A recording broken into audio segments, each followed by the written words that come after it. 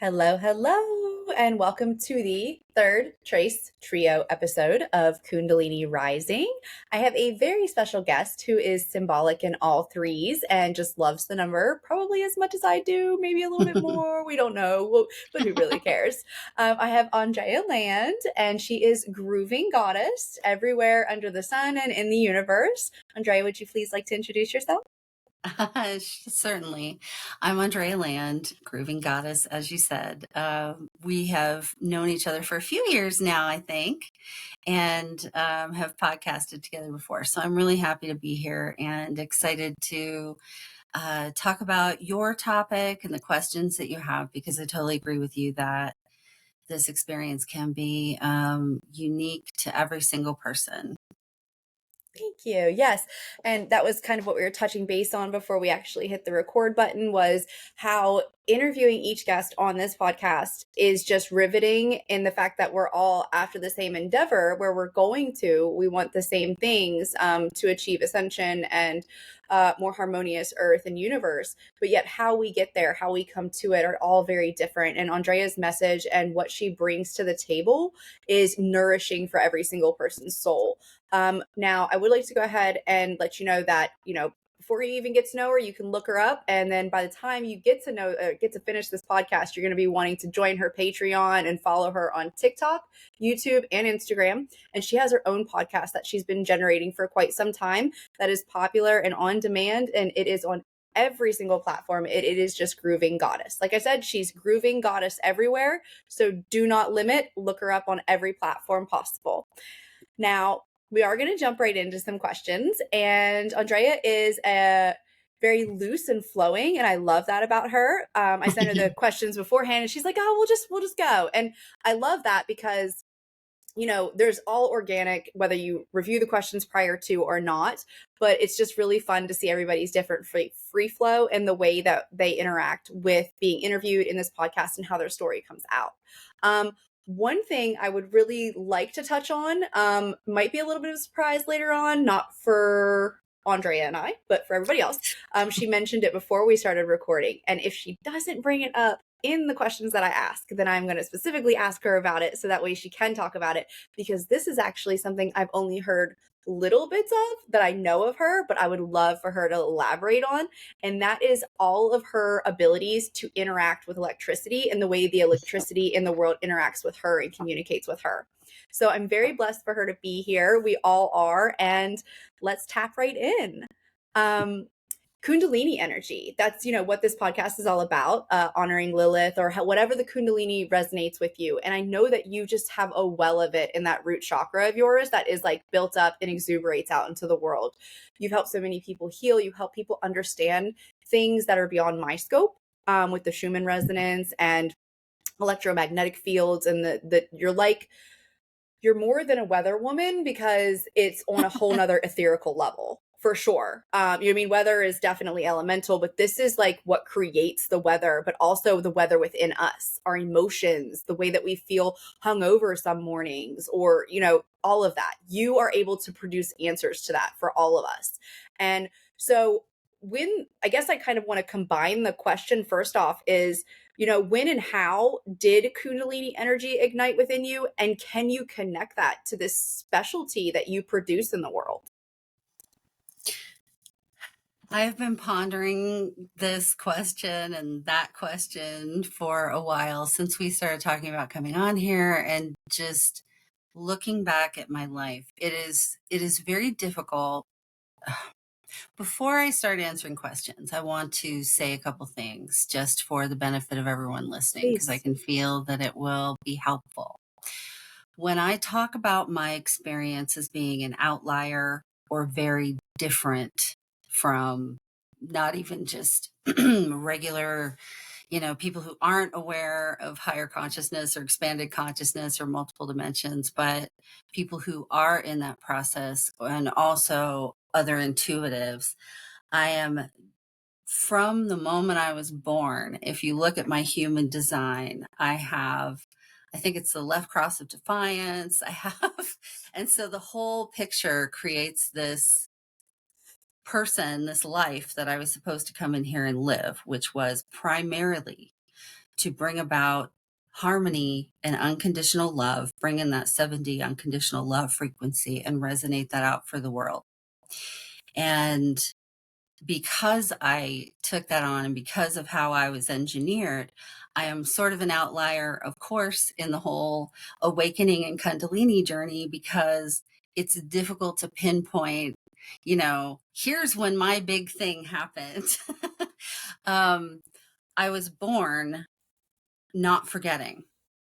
And because of the time that I came in, being a first wave, I'm what do they call it? I guess an elder Gen Xer. So because of when I came in as part of the first wave, and remind me later to get to the intergenerational play and the boomer great generation, because I came up with something last week in my consciousness that's important about all of the contention we have between the generations right now. But coming in as I did, in order for me to retain all of the abilities, that connection to my higher self, not going through the veil and forgetting, as most people do. There was a tremendous load of trauma moments from a very early age. And part of what that did on an energetic level is that it allowed me to not forget. And this isn't me dressing up trauma as something pretty that, it's like glorifying it. It's not that at all. When awful things happen, the people who do them are still accountable and all of that. But as we look back on our journey, we can see that there are moments that allowed us to retain knowledge. So there was that component of my very early life. And then the other component of that was being born into a very and I've been traveling with these women. I'm sure we haven't always been women, but for now we're women. I have been traveling through lifetimes after lifetime with my grandmother and my mother in various formations, whether we're sisters, sometimes I'm the mom, sometimes they're the mom, we have been together many, many times. And so my personal soul family, and then also the earth heritage line that I was born into, all came together at a very early age to foster the paranormal, my psychic abilities, all of those sorts of things. Some of the very first memories that I have are of my grandmother trying to bind me or teach me how not to blow up the light bulbs in the house or have things fly off the shelves or uh I was having such a free flowing energetic interaction with the world that I was kind of like a time bomb sometimes. So that is when I started to figure out there was something with electricity and energy and to the point where I once even just stuck my hands directly on a light bulb. And obviously that didn't turn out very well and my hands got burned and, it wasn't very much fun. But that was the level of my attraction and connection to that. So there was that experience. And then the first time I really remember have a conscious memory of my astral travel was when I was about 4. And I lived with my grandma and I felt much of what has evolved now into the love expansion and consciousness anchoring process that I do with people. But at the time, it's like I could feel all the physical shifting and changes, and because it felt sort of like, from my kid's mind, it felt like being in a cartoon where the hands are getting big and small and the feet are getting big and small and like you're changing size, right? And so then once I was out, then I was like flying around, visiting places and everything. And so I get up the next morning and I tell my grandma about all this. And she pretty much goes, "Oh shit." And tries to and tries to figure out, because she was afraid. She was a very powerful, powerful psychic and witch. We have Romany heritage going very far back in the family. Uh, Okay. but she, um, she only had the knowledge she had at the time. So the best thing she could think to do was to try to kind of like ground me so that I couldn't just fly off anywhere I wanted to. And it wasn't until I really reached puberty at that point that I think the first round of that Kundalini Rising started happening for me. Um, and it's interesting you mentioned the root chakra. I mean, of course, it starts from there and moves, up through our system and our energy systems and everything. But uh, it was right around the time, like I said, when I started to go through puberty. And at the same time, I got very, very sick.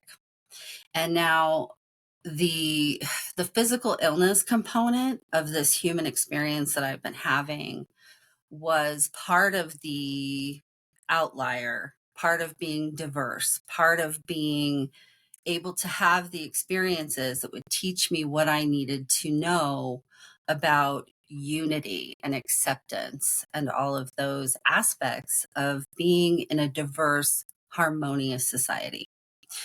So, as that Kundalini Rising thing was happening, I was also getting lupus, and so Oh, and so it was a really complicated and confusing time. But thankfully, I still had a mom and a grandma, even though my mom didn't raise me and wasn't around a lot. I still had people to talk to about the sorts of paranormal, psychic, and metaphysical experiences that I had all of my life as I was growing up.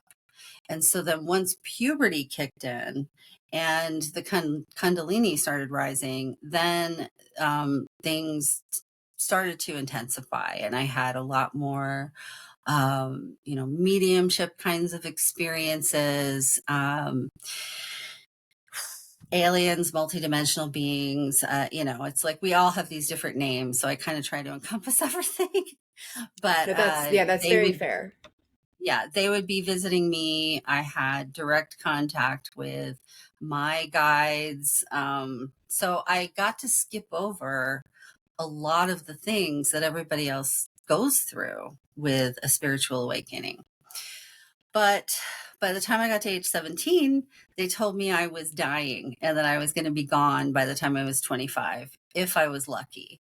Um, so that changes one's perspective about things quite a bit. And so I've had this strange combination of um, the knowledge and defiance that no, I'm not going to die at 25. No matter what you're telling me. Thank And God.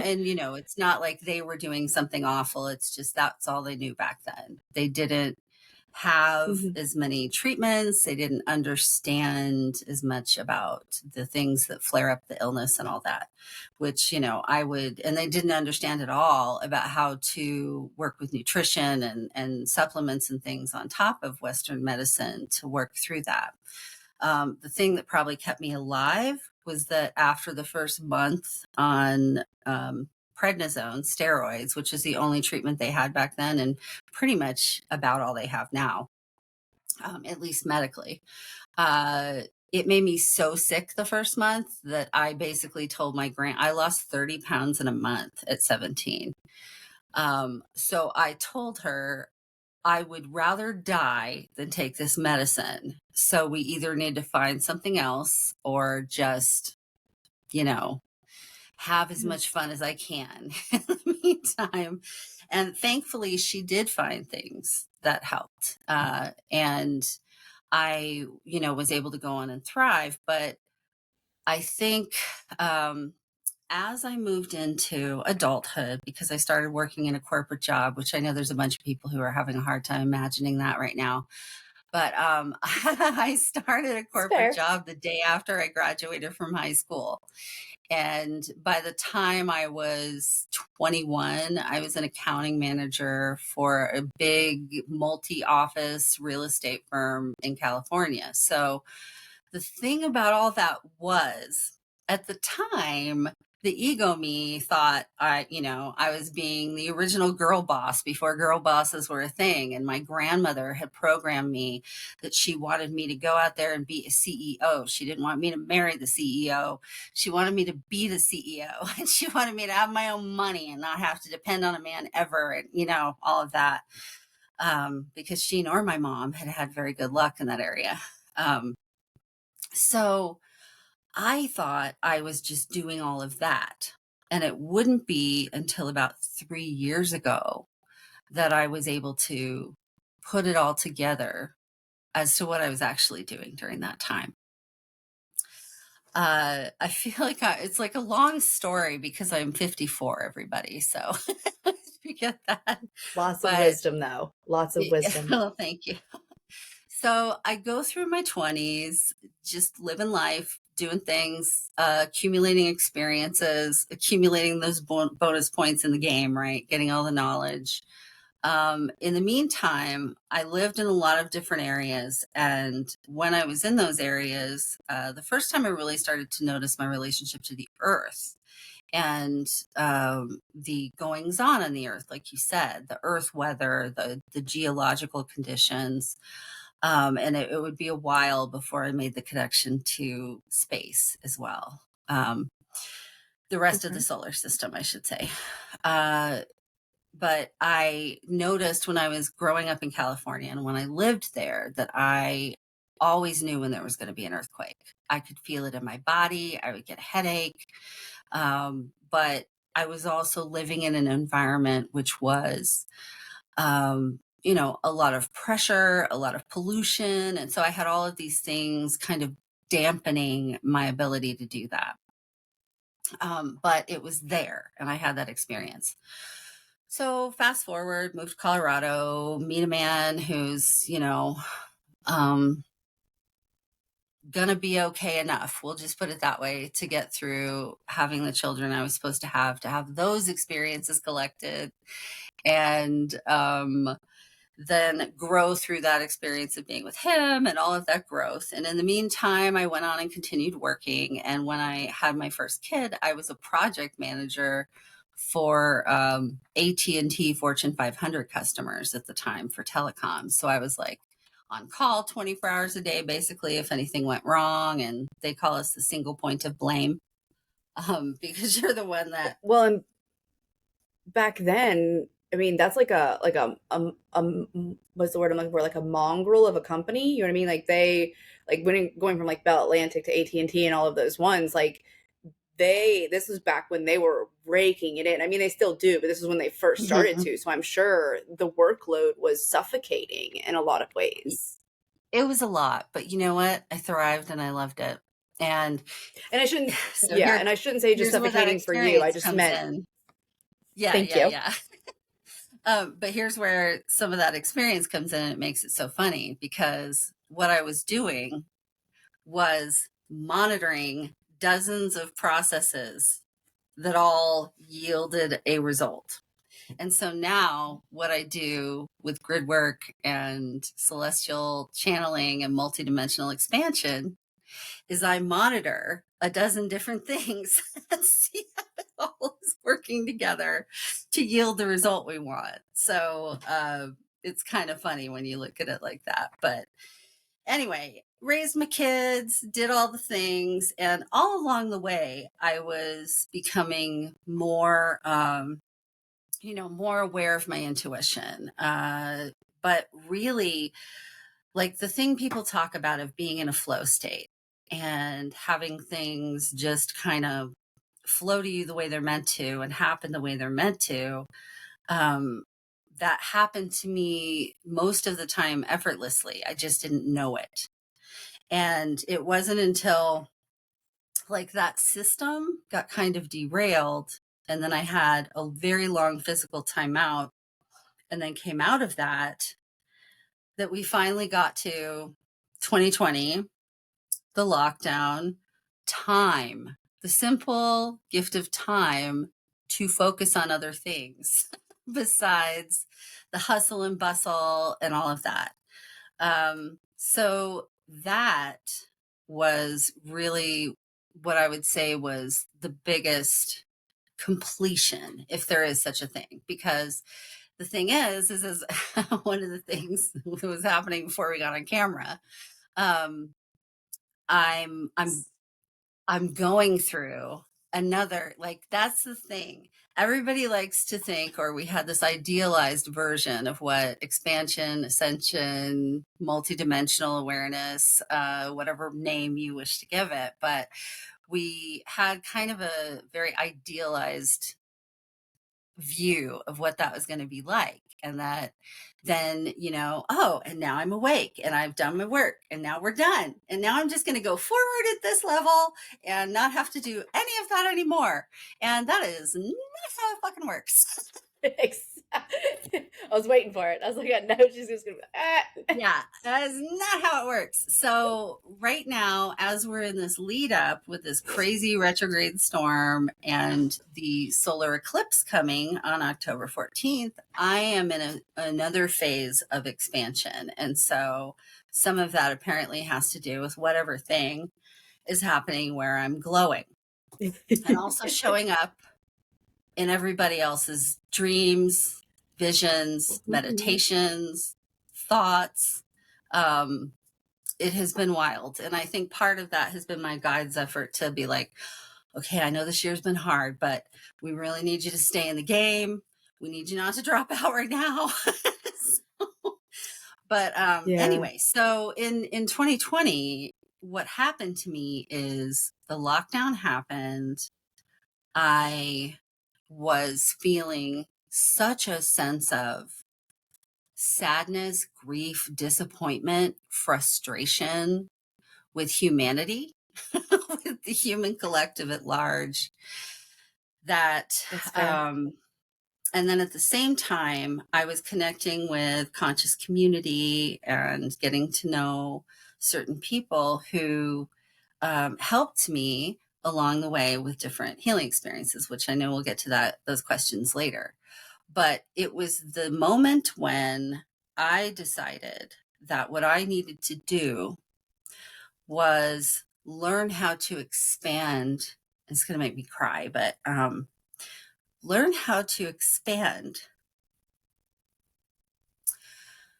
my unconditional love field big enough to love the whole planet. Because at the time, it was the only thing that felt like it would be bearable to be on this planet anymore. And not like I wanted to leave, but it was just like, okay, this is really wrong what's happening. And I had struggled with that my whole life, not understanding the cruelty and contention and all just the ways that humans are sometimes and at the lower densities. And I had managed that by just continuing to be myself and be loving anyway and avoid people who weren't really conducive to that as much as possible. But there were like all of these things I never understood. And so when 2020 happened and we had the pandemic and George Floyd and the political bullshit and just so much anger and friction. And I understand now that friction is all part of people growing and it's part of humanity as a collective changing. But when you come into the world with unconditional love being your primary purpose and your primary feeling, it was unbearably uncomfortable. So that is when I would say the completion of that Kundalini rising, the completion of the opening to the universe, because it allowed me to get past all the earth bullshit. It allowed me to zoom out from that and just be able to feel the love and have that direct connection with the mother.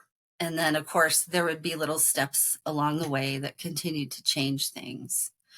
But that's really what I would say the full completion of all that process was. And at the time, like once I started to understand all this and started to feel it and started to experience it, at the time I thought, well, why don't we wait till now to do this? Not just like me, but like the team. Why did we wait till now to do this? It's a fair question Yeah. sometimes. But then about like 6, 7 months into it, I understood, oh, if I had done this like when I was 19, I would not have had all of the varied life experience that I've had that has allowed me to do what I'm doing now. Well, and there's a couple of things that I want to bring up after listening to you.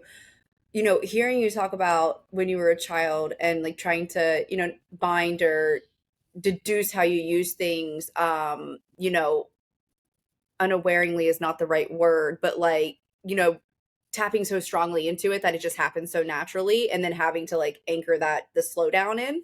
And talking about how you came in, like I just, my heart was like shining with light. I had chills all over and I had tears in my eyes, because to hear somebody talk about how they didn't have to forget and how they came into this world this way, like, you know, it's it's unique for me to hear, number one, but it's also, it's a beautiful thing to hear that, you know, there's, it's a beauty to hear that it was done in other ways, and like to see that what that production has, you know, kind of like a show, you know what I mean, like you're the actor, you're the, you know, you're the full show, and see how that show pans out. And for some reason I have an emotional response to that, and I don't know if that's because like I did forget, and that was very, very hard. And like, so to hear your end of it and know that, like you said, you're not co-signing trauma, but that helped you stay anchored in and grounded in some ways. And that's going, you know, I know that there's a listener out there right now that's going to be like, oh crap, like that is so helpful. And there's just little tidbits that I'm picking up all along the ways. And then one of the other things I wanted to mention was, it kind of just escaped my mind, so we might have to come back to it. Was, you answered the question, did you notice your awakening prior to the Kundalini energy unfolding within and around you in that story that you told? But there was something very important that, dang it, why did it escape me? Oh, here it is. When I was thinking about our podcast before we jumped in the studio, I was like, you know, what do I think of when I think of Andrea? Like, there's so many ways to, when I think about you in the couple of years that we've known each other, the Schumann Resonancy, of course, is one of the first things. But then this glowing mother figure. And then when you were talking about how you learned all of these skills in the 3D world to be able to take all this information and funnel it down into one tube, it's so interesting because before we got on, all I could sit there and watch was this like etherical vision of you with dragons all around you talking to you about the electromagnetic field, and then angels over here dispersing information to you, and alien, like whatever beings, like you said, you want to call them, like it's, you know, it's like they're your chorus, and they're like just funneling all of this information to you, and you're getting to bring it down here for us to understand. And I just absolutely love it. And that and like you put that vision into like your own, and it was just really nice to watch that come together, because that's what I see every time I see you, is just a conductor of this chorus of information of all these ethereal beings just being like, here you go, here's the information and the knowledge that you need to bring to earth, that everybody needs to hear and needs to know about, to be able to understand the fluctuations going on inside of them. And it's such an honor. There's many things that you've touched on that just, you know, really awaken my soul in certain types of way and make me just like be like, yes, like we're here now, like you're here, like you're here to help all of us. And that's one of the most beautiful things that could possibly happen in awakenings. But yeah, like that's just what I saw, and it's just so nice because I have my, one of my biggest traumas is mother figures. And so like Mm. to be able to look at an older woman in any way and just be like, oh my gosh, like she's like a mother Gaia in human form, and she's able to transmit and transmute all of this energy. And I don't know if anybody has heard of grooming goddess before. My, I know there's going to be people that we know that listen to this, but I'm telling you, the love expansion and the anchoring consciousness, that is something I did early on whenever you were bringing it out. And and I had a problem with love then, with like loving myself, and so it was harder to tap into it. But to watch you expand your radius and to watch you become as big as the earth and beyond it, and emit that love frequency, like I have no doubt that that is how some people survived COVID, is because you were practicing that and because you embodied that and you brought that. Because at that time period when the world was so terrified and so afraid and feeding off of each other's fears and, trying to, I know I struggled. I, tried to abide by what my family wanted when it came to COVID instead of trusting my own, gut and intuition and things like that, because I was still playing out some codependency. But to hear that you just stepped right in to the hell of all of it with this anchor of nothing but pure generated unconditional love, like there is not a doubt that you are so many reasons why we've made it through what we have. And I just want to thank you for that. Like, I just want to thank you so much for that, because I don't think I, even myself, appreciated it as much before because I couldn't love the way that I love now. And I just want to thank you. I just want to thank you. Well, you're most welcome. And as I try not to cry from all that, We both it just poured out of me. I'm so sorry. Like, that was just like, oh my gosh, everything. Like, thank you. So much of what you said, what you described singing and the chorus, because like it's not like I hear words, you know what I mean? It comes in like music. That's how I've always heard it. And then, like you said, I interpret it, and it is such an honor to have somebody see that, or even to hear you say that I am like the physical, like a physical embodiment of Gaia, and that I'm here Absolutely. representing that for all of you. And because when I started doing that in 2020, the truth is, and no, this is just, I'm sharing this because I want anyone out there who may be doing work right now that they feel like nobody cares about or thinks is stupid, that it's not. Because when I was doing that, I got a lot of shit for it. And I kind of tried to talk about it a little bit, but nobody was ready to hear it yet. And like you're saying, it's because they couldn't love like that yet. And so I kept it to myself and just worked on my own and did it on my own for quite a while until I was ready to start talking about it. But it was all with that intention, everything you just said. And one of the greatest gifts of the work that I've been doing for the last 3 years is knowing that I am being that, because I didn't particularly have a very loving, caring mother, you know? And I know what that's like to not have that, and that I can be that now for other women who have those same wounds, and that I have done that for, helped you, helped anybody, is so deeply satisfying. And the timing of us getting together, it's so funny because we've been trying for, like a month, I think. Yes. Probably potentially a little bit longer, but Yeah, yes, yeah, longer than a very month, much like so. a while. We have been trying for a while, and there's one thing after another. But the one thing that both of us always know is that everything is always divinely timed. And I had Perfectly.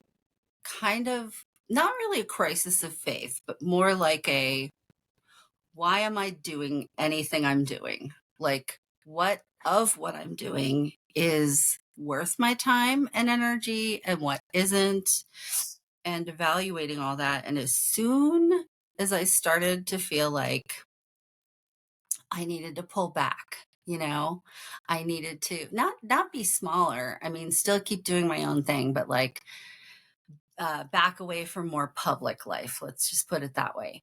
I have had besides my guides, all right, and Gaia herself and everybody who's like, okay, honey, you're having a bad week and this is, but okay, if that's what you want to do this week, fine. But then in the meantime, I've heard from, you now and so many other people, and just random, uh, out of the blue kinds of things, where they're sending me messages, thanking me for various ways that I helped. Or, um, or just telling me they love me or they believe in what I'm doing and keep doing what I'm doing. And they're so grateful I'm around and that I exist. And, just all of those kinds of reinforcing, um, heart opening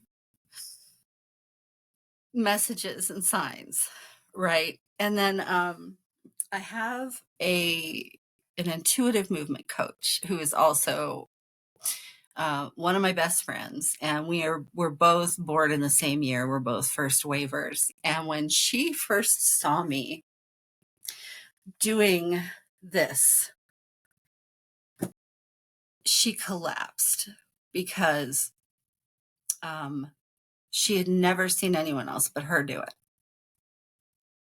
and our movements. So that's when she found me. And so as far as she's concerned, I'm her mission. Like, she's helping lots of people, but she feels like her job is to keep me going. Yeah. And we had a session last week and it was so funny because she gives you music and she talks to your guide. She gives you music. She gives you, like, sometimes she'll pull a card and whatnot. And basically the overriding message was, bitch, plug the hole in your bucket, figure out the things that the curveballs you got thrown this year, because no, I'm sorry, you don't get to fade into obscurity like part of you wants to right now. Because, and so it's interesting because on the one hand, all I need to do is be, like you said, because nobody knew what I was doing in 2020, but it still helped. And Absolutely. yeah, but at the same time, I also need to teach other people how to do that, because there are a lot of Yes. people out there who can. And I mean, I believe anyone can learn to do this love expansion. But there are some people who came in like me and have that is their primary frequency. And with very little teaching, instruction, etc., they can be more of me out in the world. um, so thank you for all of what you just said. Absolutely. I mean, it comes from the soul and from the heart. And one of the things that keeps, for some reason, wanting to come center focus is, self-hatred inhibits a lot of people from being able to understand what you're doing. And self-hatred is something that everybody has to work through in awakening. You have to truly look at yourself and understand why you dislike yourself and the things that you've done that have caught betrayal of self, betrayal of others, breaking boundaries, whatever it is. And you have to, come to terms with that and you have to heal that. And I think that, you've said it with just in saying the first waivers, that you are someone that is I talk about hermetic vibration and anchoring in hermetic vibration because I know that's something that I do on a regular basis with my experiences. My experiences are some that have anchored that in, and yes, there's other people in the world doing it, but I haven't connected with them yet because there are so few. And I feel like that's the same circumstances with you, is that there's so few, and that you're giving that ability to anchor it in, kind of like how Jessa used to talk about, so many people had to anchor it in, and that there are so few of you at this time, but yet you're so powerful with the way that you do it, and that it will eventually take hold in the masses. But I think that the biggest hurdle right now for everybody is that raw self-hatred and that inability Mhm. to love themselves and understand what real love is. And therefore, love, saying love and being love are two different things. And the way that we've been raised in love has been in ways that are all we knew. And now we have to learn all new ways to love each other and to love Mhm. ourselves. And I think that that is something, I think that that's a whole nother rabbit hole that you're not only anchoring in, I don't know, I just see like this huge giant door opening, like the door of like one of the doors of the gods, like this double door that's just kind of opening to a whole new like paradigm where like you're just able to introduce like like this new learning of love. You know what I mean? And I that is obviously what you're doing, but I just see it being like its own tree of life and doing just a magnitude of things. And I think that that's, only to show like what more you have to like to grow into this and how many people you'll reach. And I think it's countless. I think it's millions. And I just, yeah, that tree is very interesting to look at. It's purple and it's like glowing with gold, and it has like, and it's like, the like the when they make the fake flowers and they always have those real pretty like crystallized like decorations, it kind of Mm-hmm. looks like that, with like some Oh. kind of luminescent like electrical storm through it. The visual, I'm not good at drawing, otherwise I would try, but maybe Jess Walker could pull one off or something. But the fact that I think that from here, like, yeah, you've exploded into who you're going to be. And from here, I just see that love expanding for you, and the ways that you teach people how to love, and the way that you nurture yourself and you nurture Mother Gaia. I do think that that is a true seed within you, because if you nurture Mother Gaia, you have the purest love. And that is something that I always see you do, is that right there. It always comes back to Mother Gaia and Mintaka. I do know that that's a lot of credibility there too. But I just think that, yeah, I mean, I do. I think that's completely it. But I'm very excited for what you have to come. I think that maybe, we always astound ourselves. So I'm sure that you will do that continuously with yourself. I know that you've been through hard times. We've talked before. We were both on Karen Rontowski's podcast, and that was a Mm-hmm. big deal for us when it happened. And we were Yes. both facing uncertainties in life at that time. And, I know that every year gives us more and more uncertainties, but I'm glad that everybody is grouping around you when you need it, because you deserve that. And the universe, I mean, we're all here to hold you up whenever you need it. That's for sure. And I too went through a period recently where I was just on Karen's podcast again, and I don't know if you got a chance to catch I it. listened to some of it. I Did you did. say good? So I don't have to. I didn't want to like bore you or repeat myself with the whole Toria thing, and like Mm-hmm. feeling like, oh, like I really like, what did I do wrong? Like, like feeling like I am not who I'm supposed to be, or something like that. And stepping back and taking the quietness and not shutting everybody out, but just taking the reprieve from the people that left my life. That, I always say it's not rejection, it's redirection. And I really Mm-hmm. took it like that. And, you know, I've just started stepping more into myself. I feel like you're someone that I can look up to in that aspect, because you did do what you did during COVID. And I've been hiding behind people for a long time. And so when I do think of somebody that, if I wanted to learn from somebody, or, somebody that leads by example, it would be what you did during COVID and what you continue to do, which is put your best foot forward for yourself and your well-being and the well-being of everybody else's. So growing my own business and putting myself out there is, scary as hell, but you've been doing it for quite some time, and you've done it apparently and indiscriminately about, towards anybody that said those or felt those ways that you said were negative. Like, I hate the thought of them. Like, even sitting here thinking about how, people might have thought that what you were doing was stupid or anything like Mm-hmm. that. Um, that makes me sad. Well, like I understood it at the time, it wasn't so much that it hurt my feelings. It was just like, all right, well, this is something that's going to be dismissed for now. And I have things I need to do before it won't be. And I don't know if you wanted to get to one of your next questions or not. So shut me up anytime that you want to move on. Go But ahead. Well, um, we can move on after, yeah, after you. Yeah, please. I'd love to um, hear what you have to say. but uh, it was really because and we're still kind of on that like figuring out who you are thing. Like, what mark did it leave? I know that's one of your questions that you have. Yes. But I had that initial love expansion work that I was doing. And it was the process of doing that that helped me to complete multidimensional expansion. And then there was, it's so funny because there were a series of eclipses, and all of them did various transformative things to me physically, mentally, emotionally, energetically.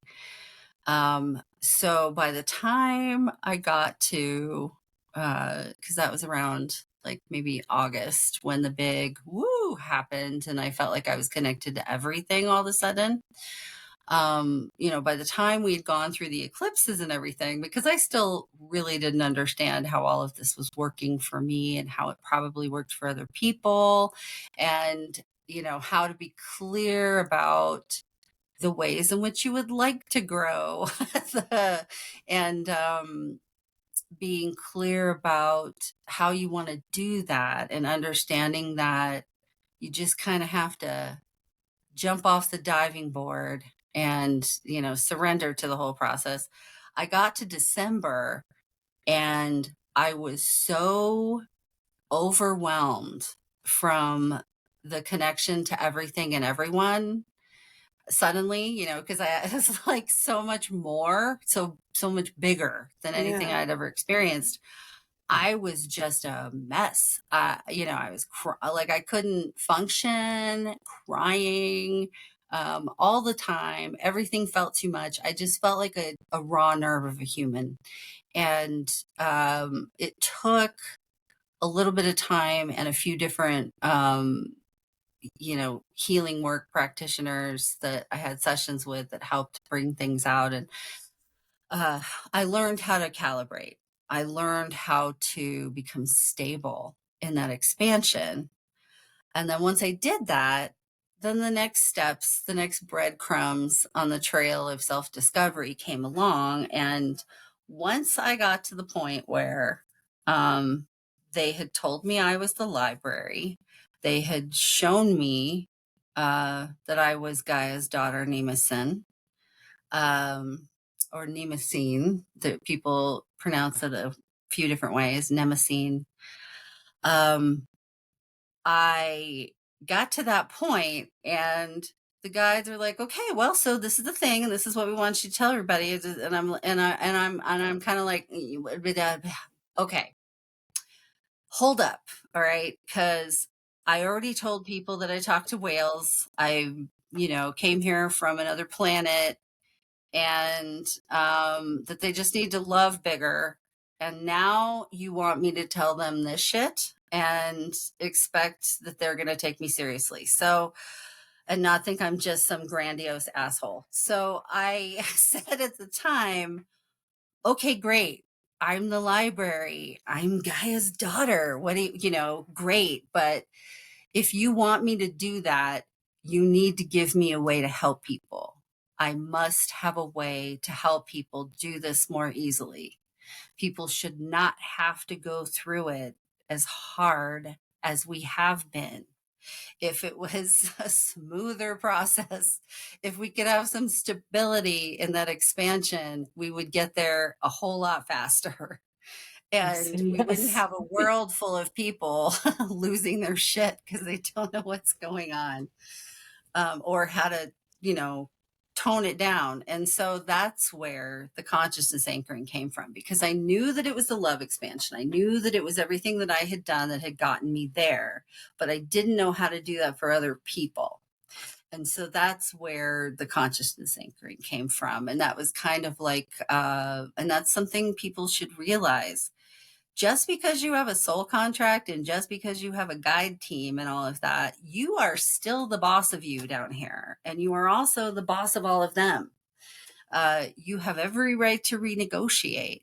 If at any time I decided this was just all too damn much, my mother, Gaia, is going to be okay with it. It's not like I'm disappointing anybody, really, because I could still be loving the whole world just from my own little corner of it by myself. But that consciousness expansion is what that anchoring that's what allowed me to do it. And that's what they gave me. And once I had something tangible, something that I could, physically do with people to help them, then I was willing to make as big of an ass out of myself as necessary. It's world. I love it. I also feel like I'm putting the timeline together that Mm-hmm, I did your conscious anchoring before the first year of alien school field trip, which was the year that I was involved and that I went. And mm-hmm, I remember specifically before going, the months before going, being able to be doing exactly what you're talking about. And this was after we did the anchoring consciousness and the love expansion, because I did a couple different things with you and the things that you offered, like on groups as well as personally. And I remember very much being one with everything. And like when I was thinking about going like to ASFT before I had actually gone, like I had this vision of me going to ASFT and like touching somebody's arm and them being able to see that they were me and I was them, and like, start and being able to become one with everything. And I think that right there is just like fruit of the loom. It's fruit of the loom. It's fruit from your tree that you fruit of brought my that. And loom. yes, exactly. Yeah, like that you brought that and I stepped into that with you, and then you were able to help me transform and transmute what I needed to be able to achieve that in myself as well. And then, potentially bring it to where I needed to go, and what I needed to do. It's very interesting to see that timeline, because you're talking about December, and I'm pretty sure we did anchoring in like January and February and March. And then, ASFT was in August. And I, all through that was whenever I was like, oh, I'm one with everything. And this is so cool. And, da da da da. Mm-hmm, And just envisioning myself doing that at ASFT. And, now I'm just, like I said, retracing those steps and being like, yeah, yeah. Like it's so nice, because the feeling that you get when you are exchanging with someone energetically or however you're doing it monetarily, like these offerings that are happening are always so profound, but to actually, like you said, see the breadcrumbs that come from them afterwards is even better, because then you're like, oh mm-hmm, snap, like yes, there's a reason that I was aligned with that, there's a reason. And of course, it's mm-hmm, always trusting it, of course. But and I also love the fact that you brought up like you're the boss. Like yeah, everybody, even I need that mm-hmm. reminder. I need that reminder that Yeah. like I have my choices. I can say yes and no to my guides, because there was a time period in psychosis that I didn't really have a voice. I just had to go along with what was going on. And so finding my voice, thank you for that reminder. Thank you.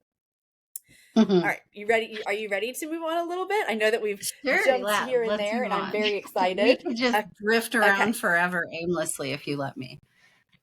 I, I honestly, I think that's one of the best things about the way we conversate, because I learned so much, and there's just so much to like to put all the Legos together to build, that what the empire that we're building of love and community and humanity. Um, but the next question, since we did answer number 2 in your story, is um, the Kundalini energy. What helps you recognize that that is maybe what you're tapping into, or when it shows up in your life, or are there certain symbolic things that happen, or an occurrence that maybe was like, oh, okay, well, this is definitely that? Hmm. You know, it is something that I've been practicing for such a long time that it's mostly in smaller ways.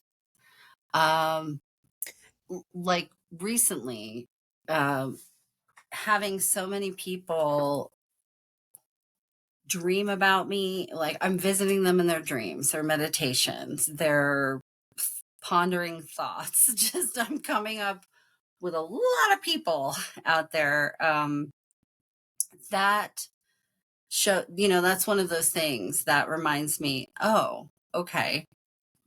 Even though I've been a bit busy and distracted with some of the life changes I've had this year, and I feel like I've been um I don't know, like a horse, in the gate wanting to go, but I can't yet because I have all this other stuff I got to do.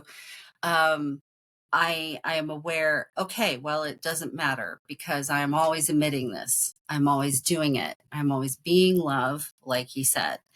And so that is when I recognize that Kundalini energy. And then also when I start to personally have, because I think this, I'm sure it happens to everyone, but I think it happens more to people who have been alive longer. We just have more physical damage. You know what I mean? But there are, when there's new downloads, upgrades happening. I call it crystalline activation because what I believe is happening is that a Okay. combination of the Schumann resonance, the solar activity, a lot of things going on in the solar system, galactic cosmic rays, a whole bunch of things are activating the latent crystalline DNA in these biological skin suits that we're walking around in. Mm-hmm. And when we're in a period of extreme upgrade and change, is when I feel the physical sensations of that. And so that is, you know, another way that I recognize the Kundalini energy because it'll be like, oh, that's a weird sense. You know, I'll feel weird things in my body that I know aren't any particular thing. And Okay. or sometimes you'll have an old injury or something that you thought you had already, you know, was already gone, will kind of come up for clearing, and so you might feel it. So that's another way that I recognize that that's working in me. And then lastly, when I am having my life in spite of the world chaos, the local chaos, the personal chaos. When I'm having my life flow in that miraculous way that if I was trying to control everything I couldn't possibly predict, I recognize that that is also that Kundalini energy, that I am tapped into that energetic process and that flow. Before we were going to record the last time and had to reschedule again, um, I had talked about, I think that I had had like a miraculous week, right? So let me tell you Mm-hmm. about that miraculous week, and then people will understand what I mean about being in a flow state and recognizing the Kundalini energy. Because I think one of the mistakes we make with the idealized version of um, energetic expansion, ascension, is that um like everything's just gonna work and be happy all the time.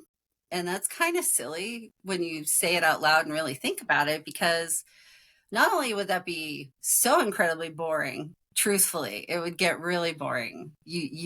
I know some of Yes. you are like, no, That's not why we're no, here. I want it. No, you don't. If you wanted that, you wouldn't be in this body because we get that everywhere else. Exactly. Yes. But Yes. that week, it had been like a series of things where you would think they might, um, like I could have looked at it as, damn it, you know, but then they all wound up flowing into things. So what happened is, I had, uh, I had an appointment on a Monday to go get my old minivan evaluated to see if it was going to die soon, if it was worth me fixing up for my teenager. You know, I was thankfully going to be able to get another car for me anyway, and possibly another new used one for him if this one wasn't going to work out. So I take the van in, and it had been making a pretty loud knocking, scary noise. Um, but I took it in for the inspection, and they're like, yeah, she's in drive it till it dies condition. So, and I mean, it could be tomorrow, it could be next month, it could be 3 years from now, but you know, I wouldn't take it on any long road trips. And I'm like, all right. So I leave there a little nostalgic because this, you know, I've had her for since 2008. And so it was like, oh, well, okay, she's time, you know, she needs to retire. I called my van Yeah. Babushka. So Babushka needs to Aw. retire. And so then I go home, and I had, and here's the funny thing about it. All right. I had a couple different men, well meaning men, trying to assert their help on helping me find a car, helping me do any of it, right? And I said, I told them as nicely as possible, I really appreciate everything you've told me and done so far. That was really helpful. And now we're at the point where I have to do it my way, which is intuitively, because if I put too much input into the system, then it interferes with the intuitive flow. So think about what I just said there. We think about our minds and also our energetic selves a lot of times as being a computer. If you put too much garbage in a computer, your program gets messed up and it's not going to run things properly. And our energy, our body, our everything runs the same way. You put too much extra stuff in there that it doesn't need, it's not going to work right. So I stubbornly told them, no, it's fine. I've got this. It'll be fine. I'll just find a car that I need and everything will work out just fine, because that's how my life rolls.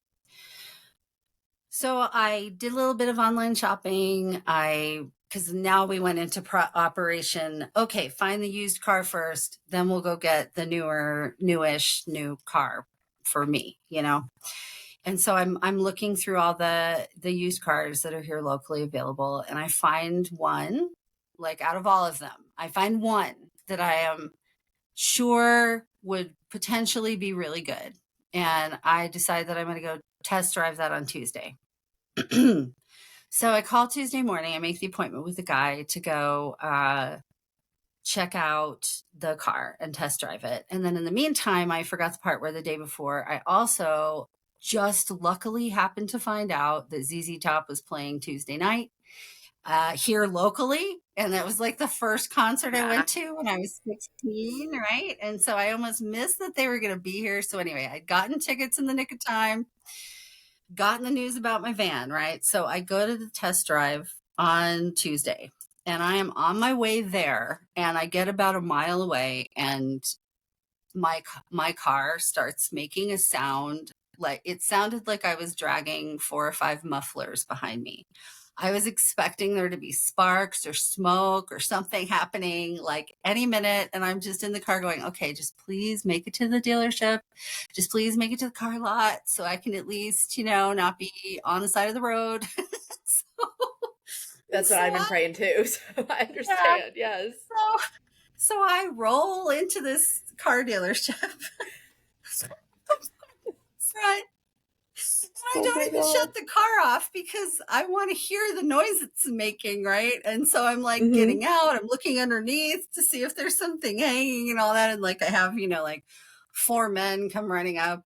Do you need help?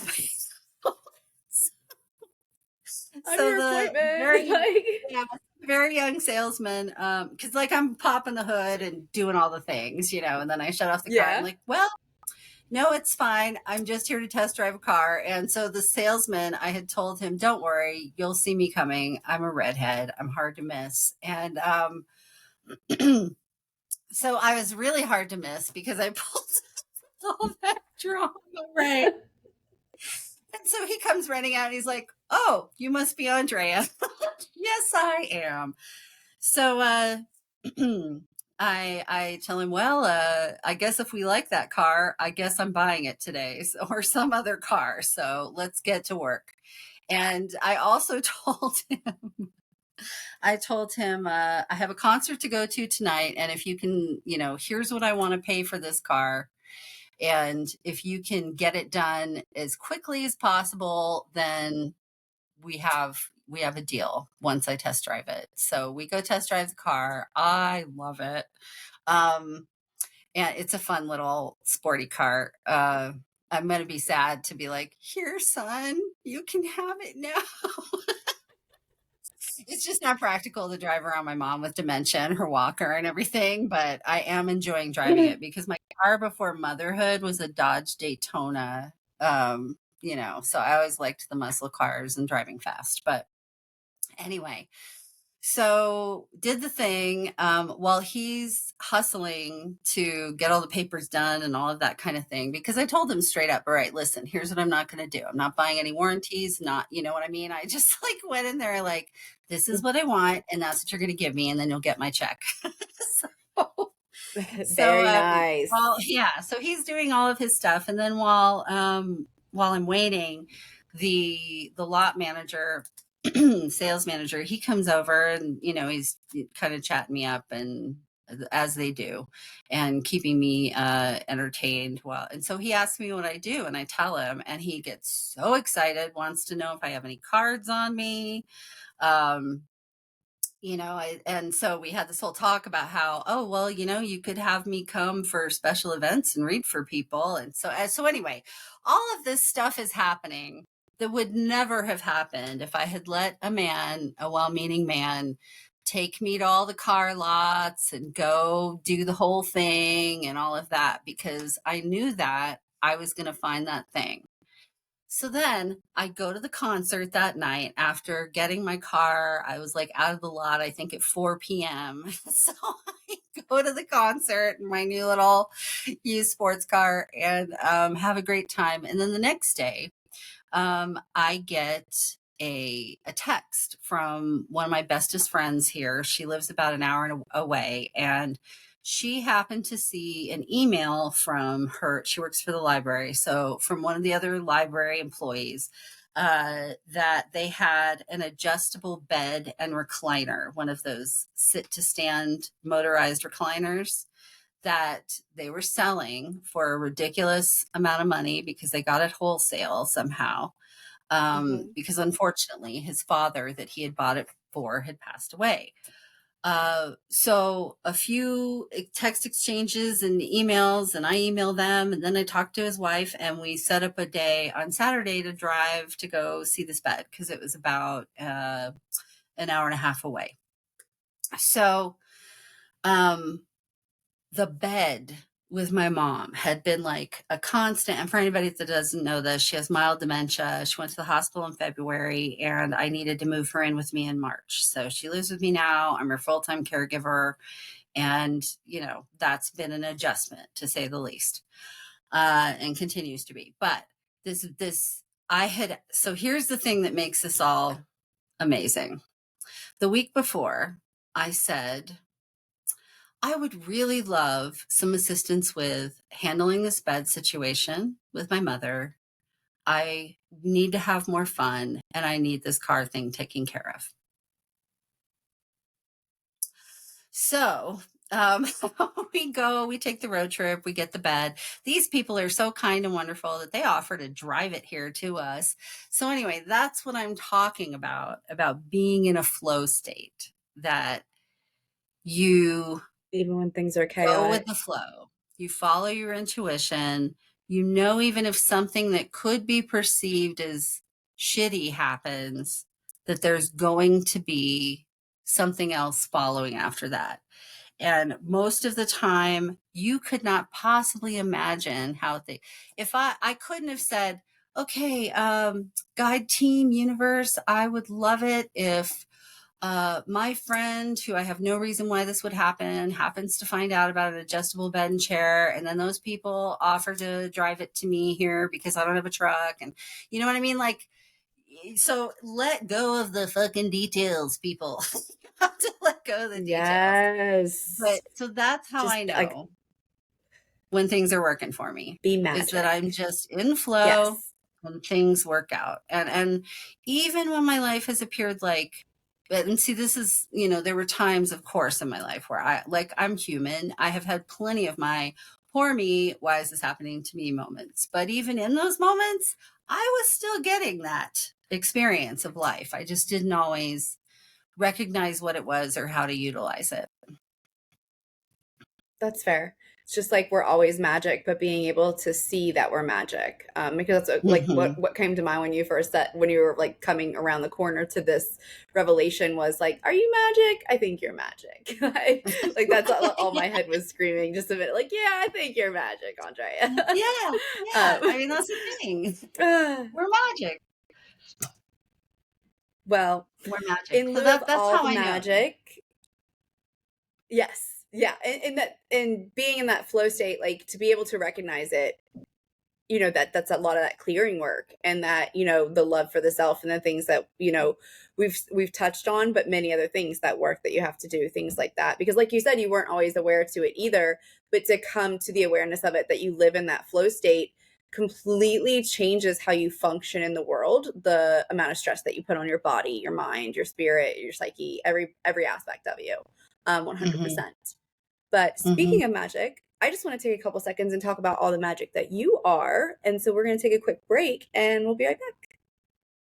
Hey, hey, hey, everyone. First of all, I just want to thank Tori for having me on this wonderful show and conversation that we had. It was truly one of those podcast conversations for the record books. And I revealed a lot about myself that even with all of the hours that I've talked on my own podcast, I don't think a whole lot of people knew about me. So thank you for this wonderful conversation and opportunity. Marie and I were waiting until the right time to begin releasing things, and that's why it's coming out now. Now, I'm Grooving Goddess, as you already know, because you've been listening to this interview. You can find me everywhere on all the socials at Grooving Goddess. My Gmail is Grooving Goddess. My Patreon is Grooving Goddess. My YouTube channel is Grooving Goddess. My podcast is Grooving Goddess. You get the point. You know the drill by now. So, the things I really want you to know right now, as I'm coming back in February from my sabbatical, is that if you join my free Patreon, you heard that right. It is free. It may ask you to commit to $5 or something, but I am pausing billing every month because I don't want to charge anyone for the Patreon anymore.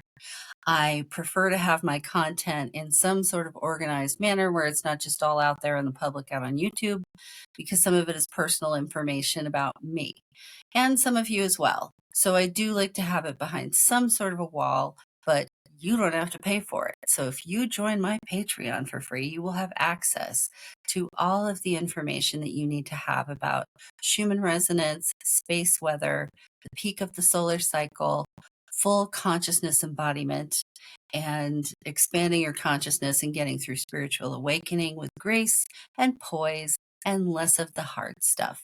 This doesn't mean that you're bypassing shadow work or any of those things you hear about, but when you do the process of consciousness anchoring that was given to me by my guide team so that I could help others have the same feeling of peace and unconditional love and multidimensional expansion that I was having, that is what I'm doing this for all of you, because I use my energy to help amplify yours. We expand out into space, into the universe, and then bring all of your consciousness back into your body. We have a universe inside of us, and that is where our consciousness dwells. And having all of your consciousness in your body is what gives you full embodiment. It's what gives you access to all of yourself, all of your superpowers, whatever those might be for you.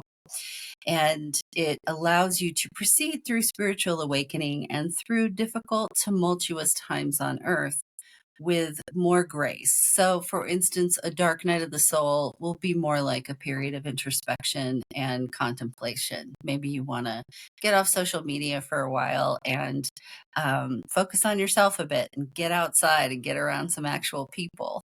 But you don't have to do it the hard way anymore.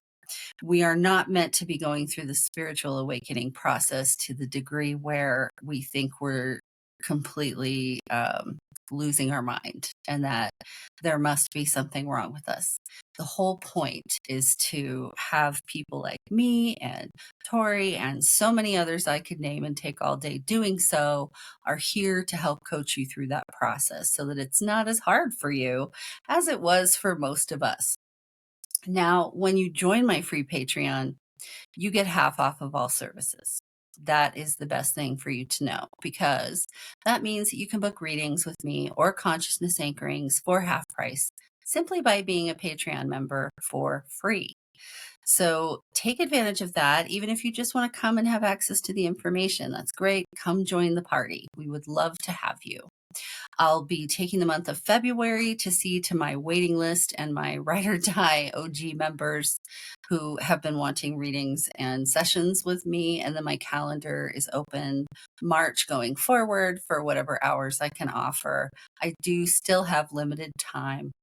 So we'll be doing that. And over the next course of this year, you can count on it being very exciting, just like the beginning of the year was, because that solar storm that we just had was nothing compared to what we're going to get. And there is a relationship between the Schumann resonance, the moon, the solar weather, and earthquakes, tsunamis, volcano eruptions, all of these different things that you're seeing on Earth. So we have a very important role to play. Jamaica nails. We have a very important role to play in all of that. And doing the consciousness anchoring, coming to my Patreon and learning how to adapt and know what's going to serve you best during times of heightened Schumann activity and extreme solar weather, that will help you to be a light for others. That will help you to be able to stay centered, grounded, and pumping out those good frequencies, that unconditional love, because that is what the people around you are going to need. And that's what you're going to need as we move through this period of the peak of the solar cycle. And it is also a peak of mass spiritual awakening. So thank you again, Tori, for having me on. It's always a pleasure to talk to you. And there will be an episode of me with Paranormal Karen also coming out in February when I come back. And you definitely want to check that one out because I talk about time loops and the solar cycle. It's quite possible we just keep resetting every 11 years. So thank you so much. And from the bottom of my heart, I wish you all the best and all the growth and all the happiness and joy you can find in 2024.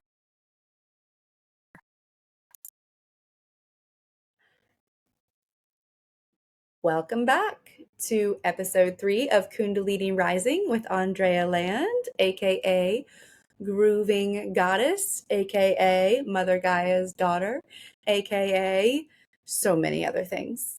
You just got to find out for yourself. But we are back. We are back. We are back.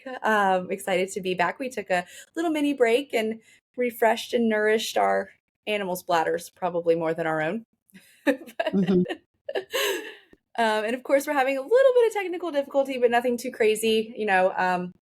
Andrea is a electromagnetic storm in herself. So with the geomagnetic storm going on right now, those two might coincide and clash a little bit. So if her video goes out, we do apologize in advance, but we've made sure that you can still hear all of her wonderful contributions and stories. And so here we are. And I really like this question that's going to come up next. I'm glad we're picking up here. There is a uniqueness about each one of our journeys or ourselves. What, Andrea, do you feel is yours? um, well, besides the not falling asleep part or not going through the veil, I think I have had a very interesting series of experiences in my life. And a lot of times, you know, I I don't, this may be too old of a reference for some people, but there was a character on Cheers called Cliff Clavin, and he was a postman, but somehow he always knew all this information about everything. And everybody would just look at him like, why do you know that? And I think that let's see if there's something. My real uniqueness is, how do you know that? And how could you possibly be telling the truth about all of these things that you've experienced? I'll give you an example. All right. In my current profile on one of the dating apps I'm on, I'm only on one. I don't know why I make it sound like I'm on a ton of them, because frankly, one is more than any person has energy for, because it's an interesting landscape. But I also consider it research for human behavior and various things. So I hang in there. But one of the things I have in there is two truths and a lie. And the things are, I know how to fly a plane.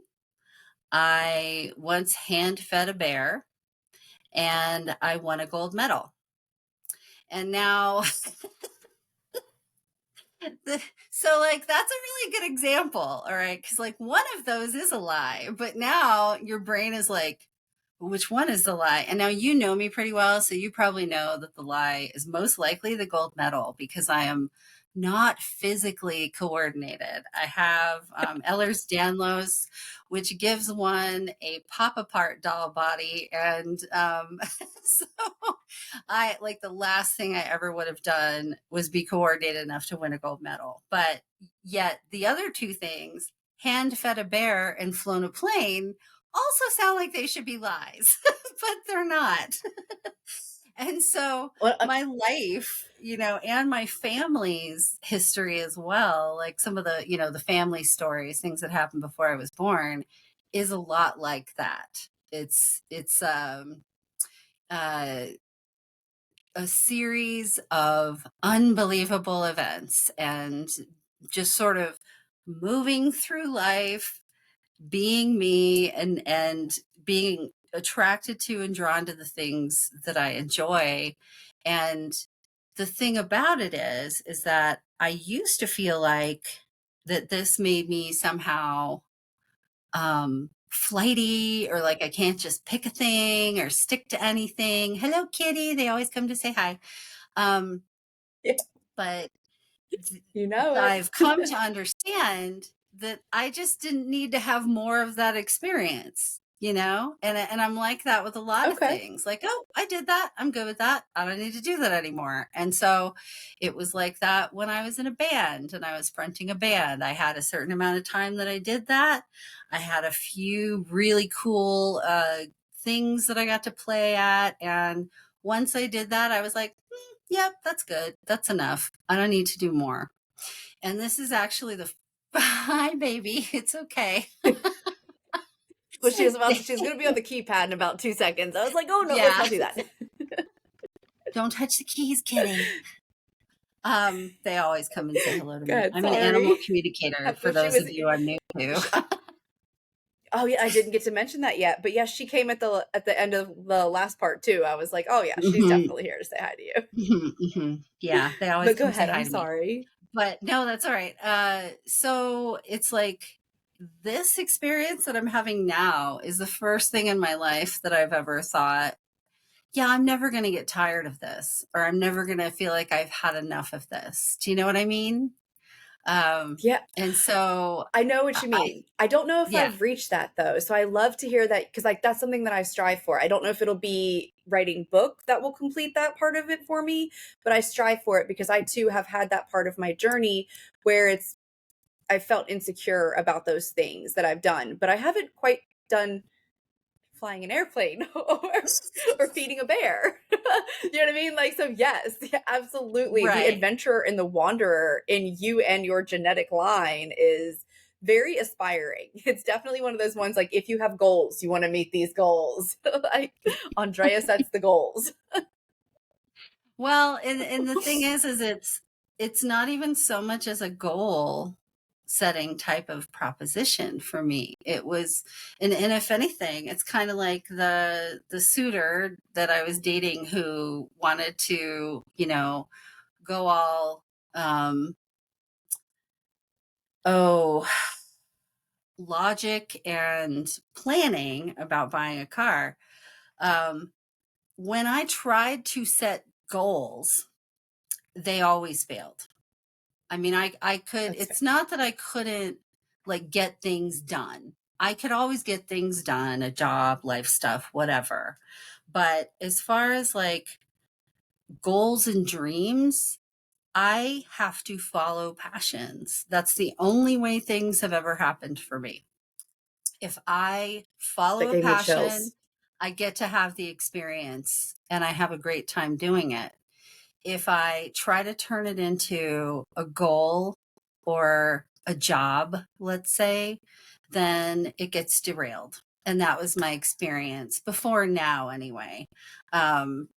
This experience I can see being one that carries me through the rest of my life this time around, because it will just keep growing and changing. And it's going through a shift right now. But as far as my uniqueness, it's like having all of these big experiences in what seems like a completely accidental, synchronistic, whimsical kind of way. And so I think to some people who probably don't know all those parts of me, maybe like people I went to high school with or whatever, they may see my life as kind of like, what the fuck? But in reality, I've had a fantastic time and I've gotten to do so many things I never thought I was going to be able to. Because when you're told when you're 17 that you're going to die soon, there's a lot of things that get taken off the table. And I did start to figure out, I mean, like I told you from the very beginning when they said that I was stubborn, and I was like, no, no, no, I already know from my sources, my sources, that I'm going to be here a long time. But just in case you're right, I'm going to get busy living. But it just makes you feel less of a need to do things by the book, to do things in the same order or with the same steps or thought processes than if you hadn't been told you were going to die, sooner Yeah. than we're all going to die. I mean, everybody's going to die at some point, but most people when they're 17, 18 years old aren't thinking about their days being numbered. And if you talk to people who've had near-death experiences or who have dealt with catastrophic illness, most of them will tell you that it completely shifted their whole perspective and changed the way they looked at life. And I got to have that very young. And so I think that made the whole rest of my life a lot more unique because I was not tying myself to the rules, you know? Yeah. That's fair. I can see that. And it's interesting to see like the patternization that, awakening or disbanding the rules, or being the rebel with a cause, and not always knowing that cause, but like still being it comes through some type of shocking trauma or, something like that. It's definitely kind of like a macabre of its own in the divine wheel. You know what I mean? Like, and Mm-hmm. there's certain of us that are in that situational placing of that macabre, and you're definitely one of those. To be told at 17 though, you know I know you've made it through it and you obviously handled it with so much grace and self-love and compassion for yourself, and just knowing, even compassion for those doctors, and knowing that they were where they were, but still couldn't have been easy. Could not have been easy, Mm. for somebody to tell a 17-year, or, to have to hear that that had to be hard.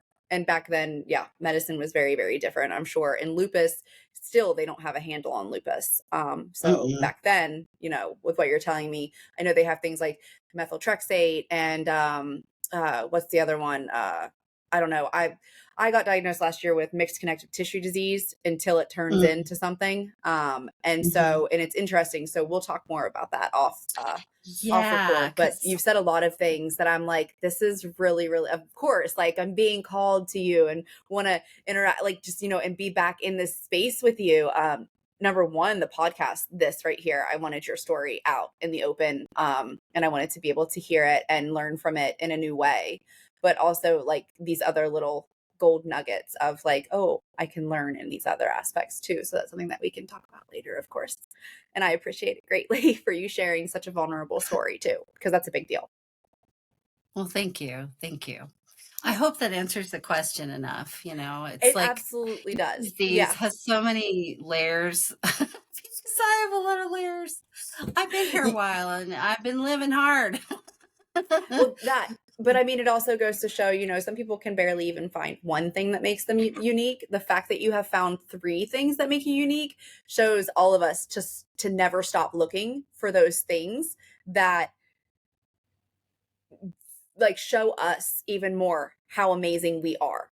You know what I mean? Because Yeah. that's what so much of us are fighting for, is like, oh, I'm beautiful and I'm strong, because we weren't raised, we were maybe raised, we were told those things while we were raised, but the actions didn't support those things. So our beliefs were very different.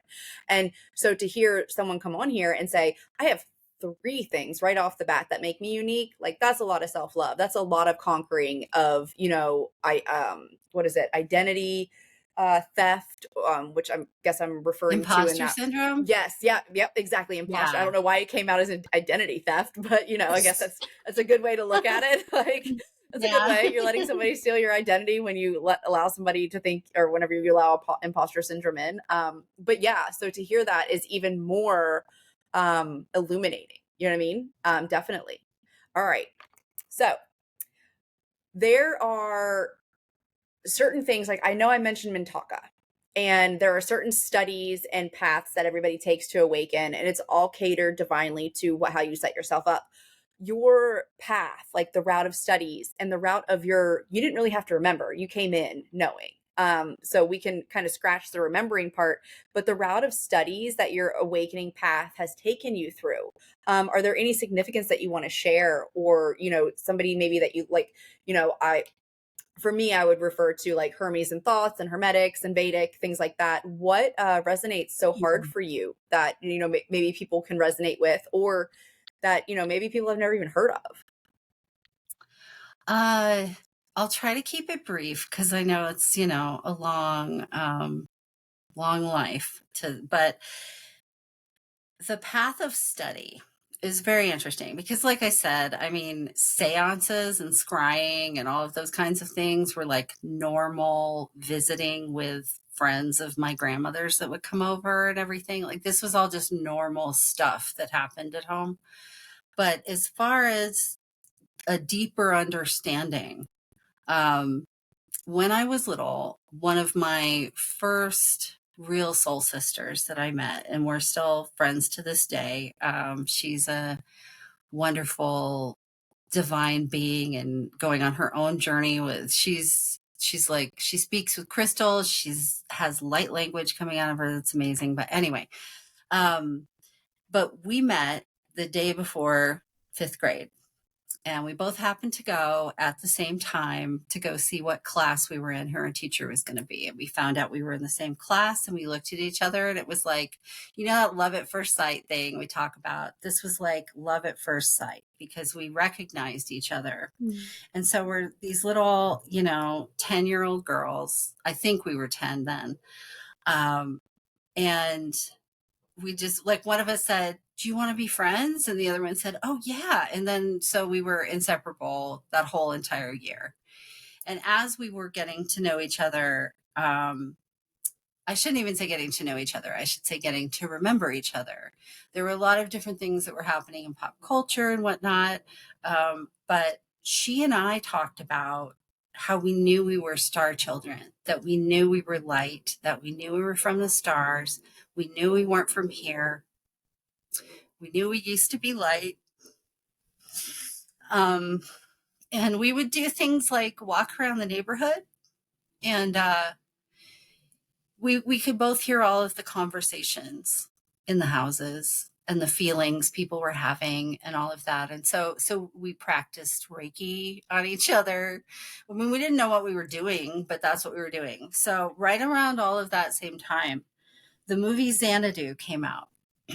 And this is why my Okay. Patreon is called Xanadu, why it's the Xanadu Patreon, and I call them my Xanaduans.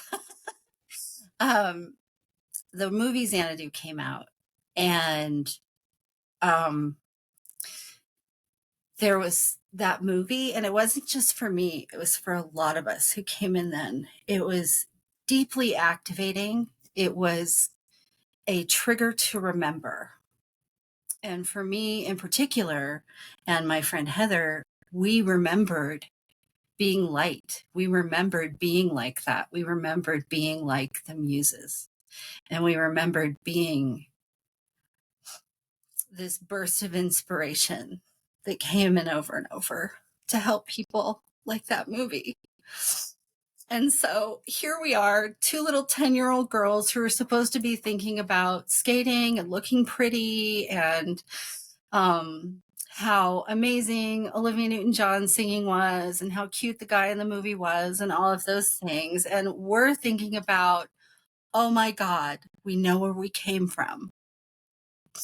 And now it would be a really long time before I fully embraced that and figured it all out.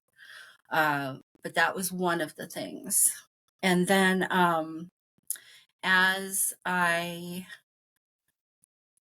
went through the journey of learning from having physical, biological illnesses, because I want to make it very clear that is something that is grossly misunderstood in esoteric communities, is the way that we have viewed and maligned people with physical deficits of any kind.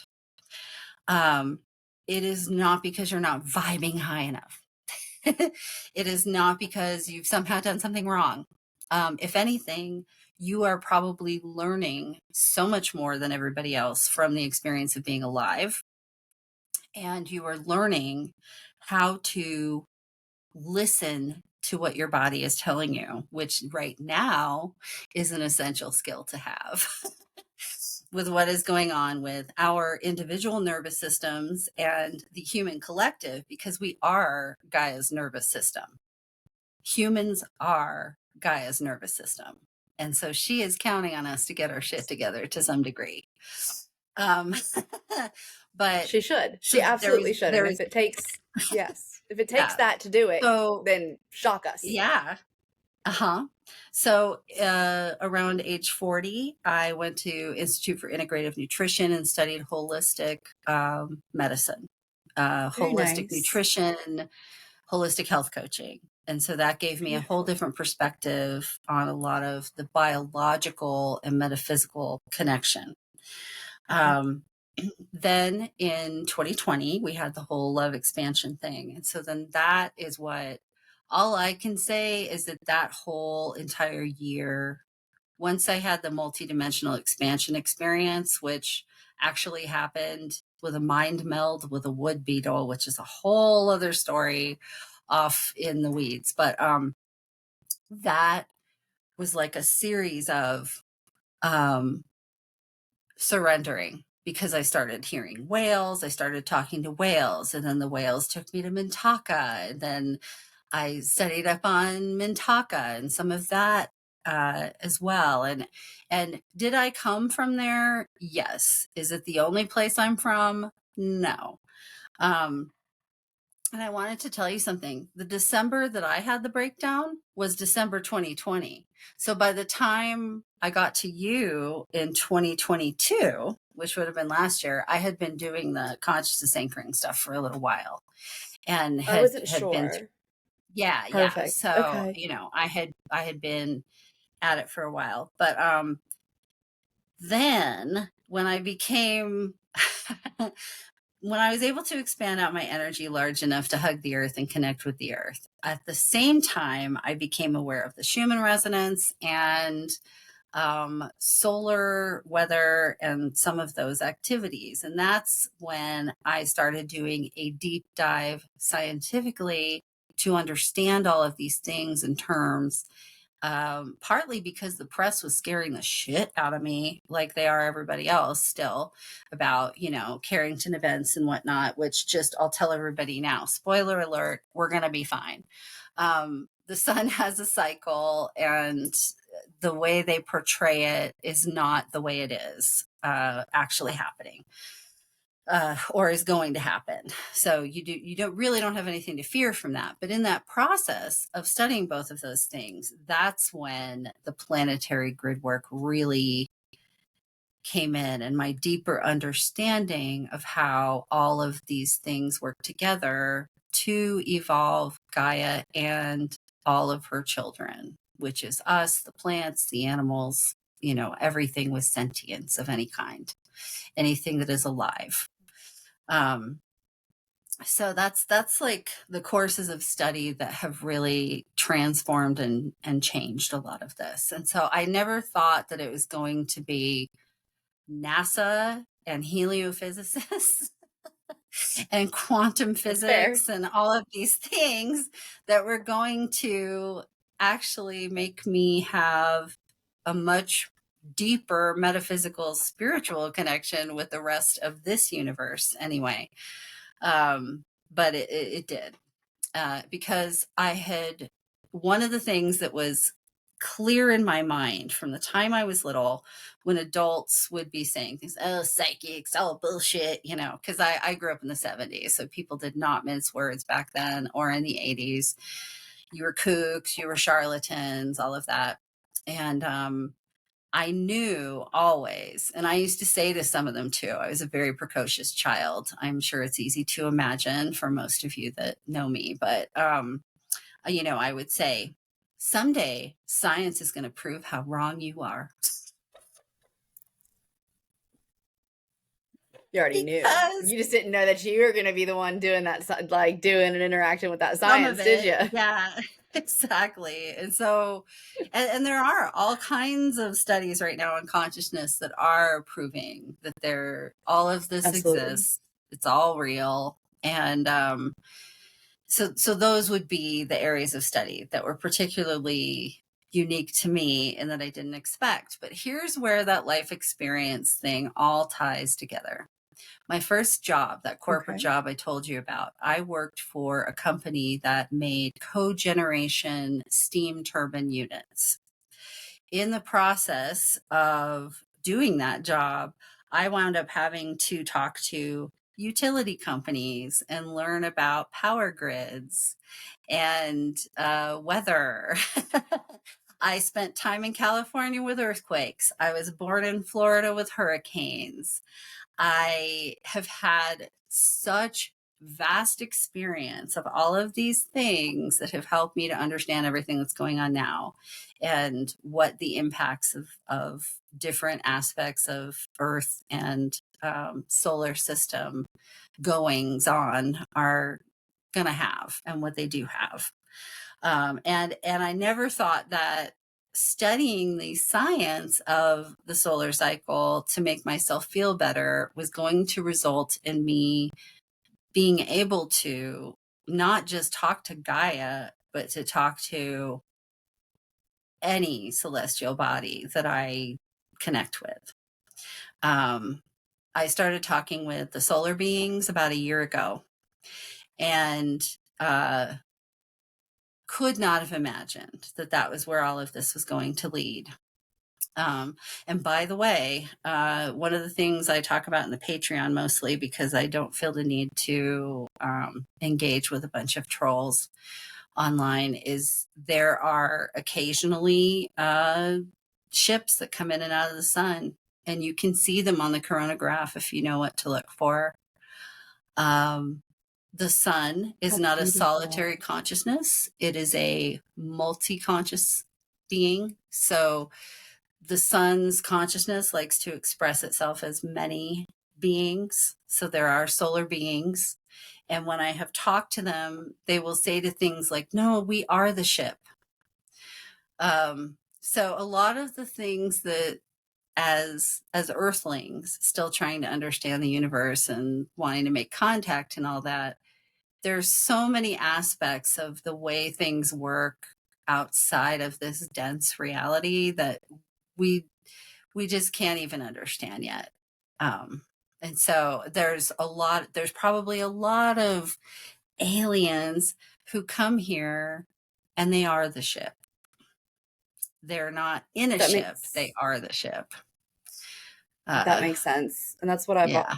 that's kind of what my understanding has led me to. The fact though of that you've been able to expand on the solar beings, that intrigues me a lot. Um, they're that consciousness. I mean, it's really the solar beings. It's fun connecting with them and talking with them and listening mostly, and then asking questions. because they're kind of like, they don't really have any messages. You know what I mean? Just like from their Okay. perspective, they're the biggest thing in the solar system, and they're just doing what they do. They're doing their cycle of solar beingness, and they, like, one of the things that they were really clear about is that nothing we're doing is personal. Kind of like, like the solar storms, the solar cycles, like all of that stuff, like none of it is personal. None of it is targeted. And if anything, what they have told me when I've talked to them is that I they're doing their best to make it easy on us and on Gaia. Because the thing is when we're getting those solar activations, so is she. And if you notice, Yeah. it's not like the solar activity directly causes earthquakes or volcanoes erupting or those kinds of things, but it does cause growth and expansion for Gaia herself. And as a result, that is going to mean that there's some shakeups in the earth experience for her. Like these, like, so those are her biological processes that are happening and that need to happen in order for her to grow. So if you watch, and I talk about this a lot when I'm reporting on the solar activity, and the reason I do it, everybody, is because once you start to pay attention to it, you can see how it affects you directly. And as you gain awareness of that, you can work with it better so that it does not affect you negatively. Because when I first started studying all of this, I was much more susceptible to all of it. And now the only thing that really, kind of slows me down a little bit is sometimes the geomagnetic storms can be a little intense. And in particular, the solar radiation storms that we're starting to get. But those are fairly rare, the solar radiation storms. But as you're watching those things, what you can see is, because if you look at a coronagraph, so I think this will be right on your thing. So on one side we have Earth, and then on the other side is not Earth. So they consider it the Earth facing and not Earth facing disk of the sun as it rotates.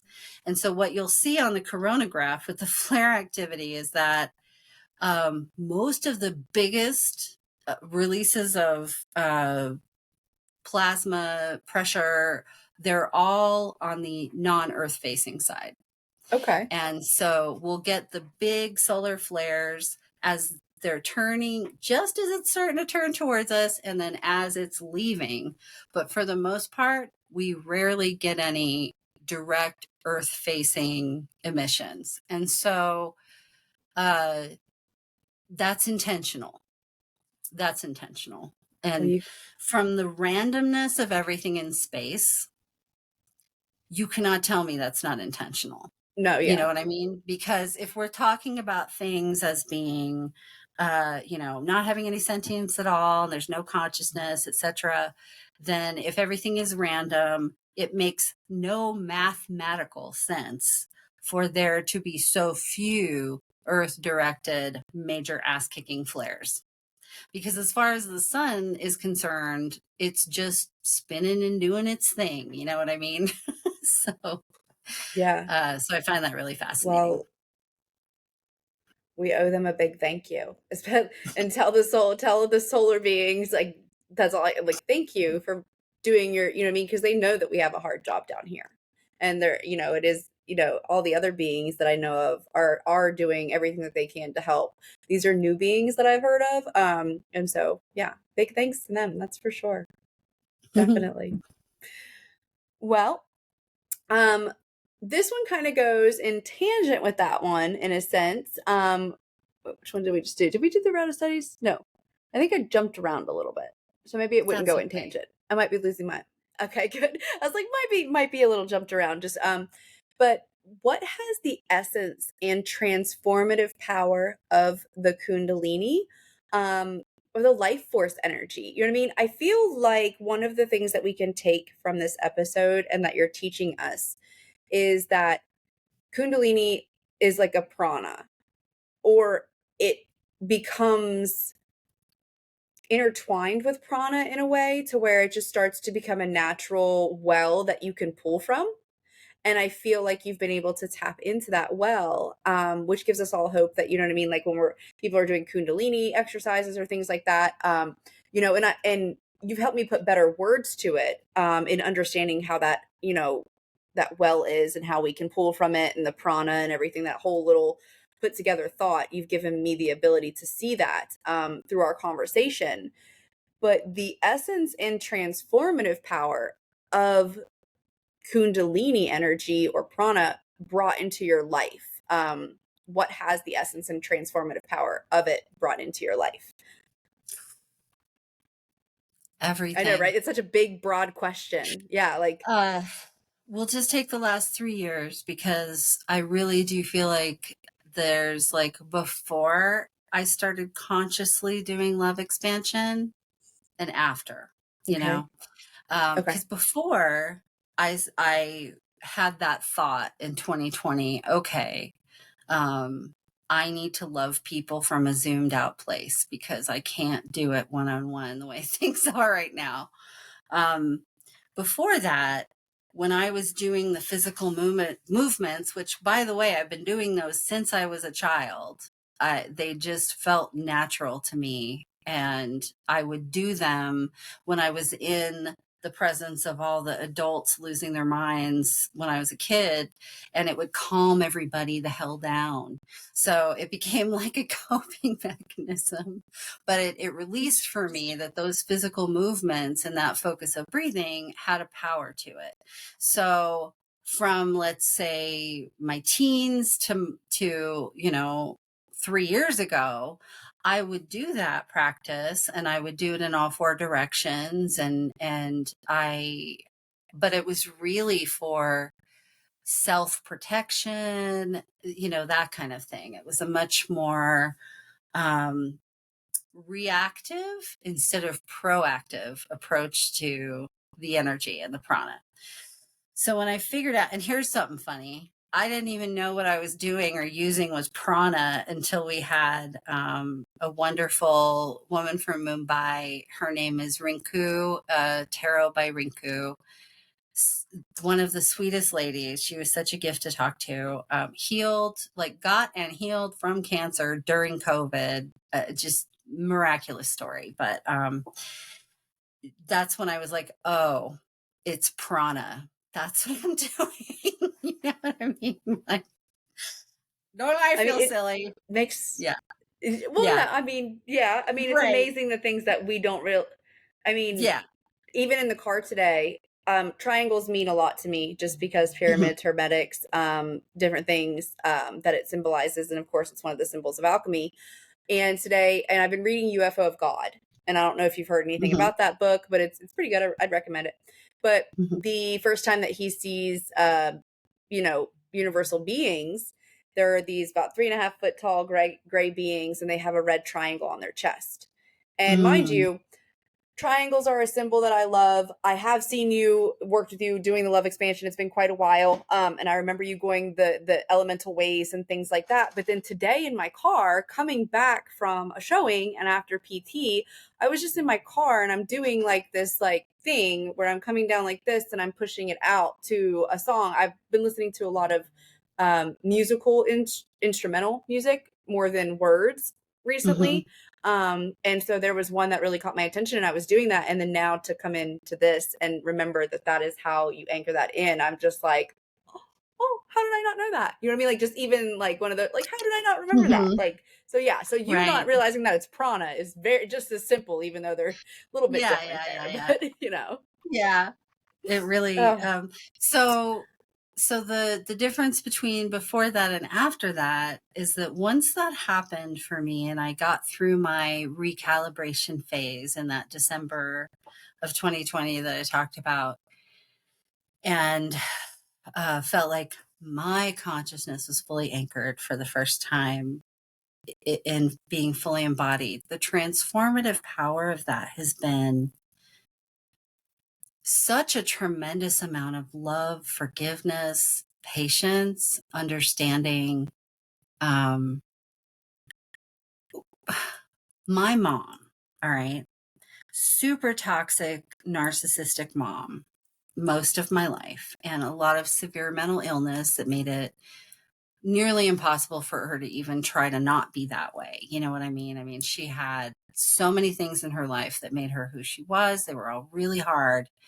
And even though I consciously knew all that and had a certain amount of forgiveness, I also had a boatload of resentment. And we were very estranged before she got the dementia, which also happened during COVID. It was around May, I think, that we found out, or I found out that that's what was going on with her. Um, but I never imagined that I was going to be able to ever live with my mom, ever. And especially not taking care of her. Um, so that is the kind of transformative power that it has mentally and emotionally. And then now let's talk physically. Um, I'll try to find some older photos so that I can kind of do a little side by side thing and post it up somewhere. But I have youthened, as my friend Heather and I like to call it, because all of this anti-aging, anti blah blah, whatever. Yeah. But the youthening of, and not just the outward appearance, but like from the inside out, I have become so much stronger physically. I have repair, like damage that I've had in my body my whole life has repaired and healed. And I mean, I still have a lot of stuff that I deal with, but the things that have healed and that have improved far outweigh the things that remain. And I, it's nothing. The doctors think it's nothing short of a miracle. You know what I mean? And of course, they don't know why. But um, for instance, I've been seeing a rheumatologist since I was 17. And I've had to do, annual or semi-annual, sometimes quarterly blood work, depending, because I had a methotrexate ride for about 6 years. I'm just going to close this little thing here on my computer before it does something bad. All right. Oh, it's doing the light thing. Pay attention to the light, folks. There'll be a quiz at the end. Um, but he told me the last time I saw him that my labs and everything are so good and that I am doing so well with all of the autoimmune disease things that if I came to him now, he would not be able to diagnose me with it because I'm in such complete and total remission that he wouldn't be able to diagnose me with it. And now that doesn't mean I just get to play Just fast and loose and not keep taking care of myself no. and not keep doing the prana and the love expansion and all of these things that I'm doing.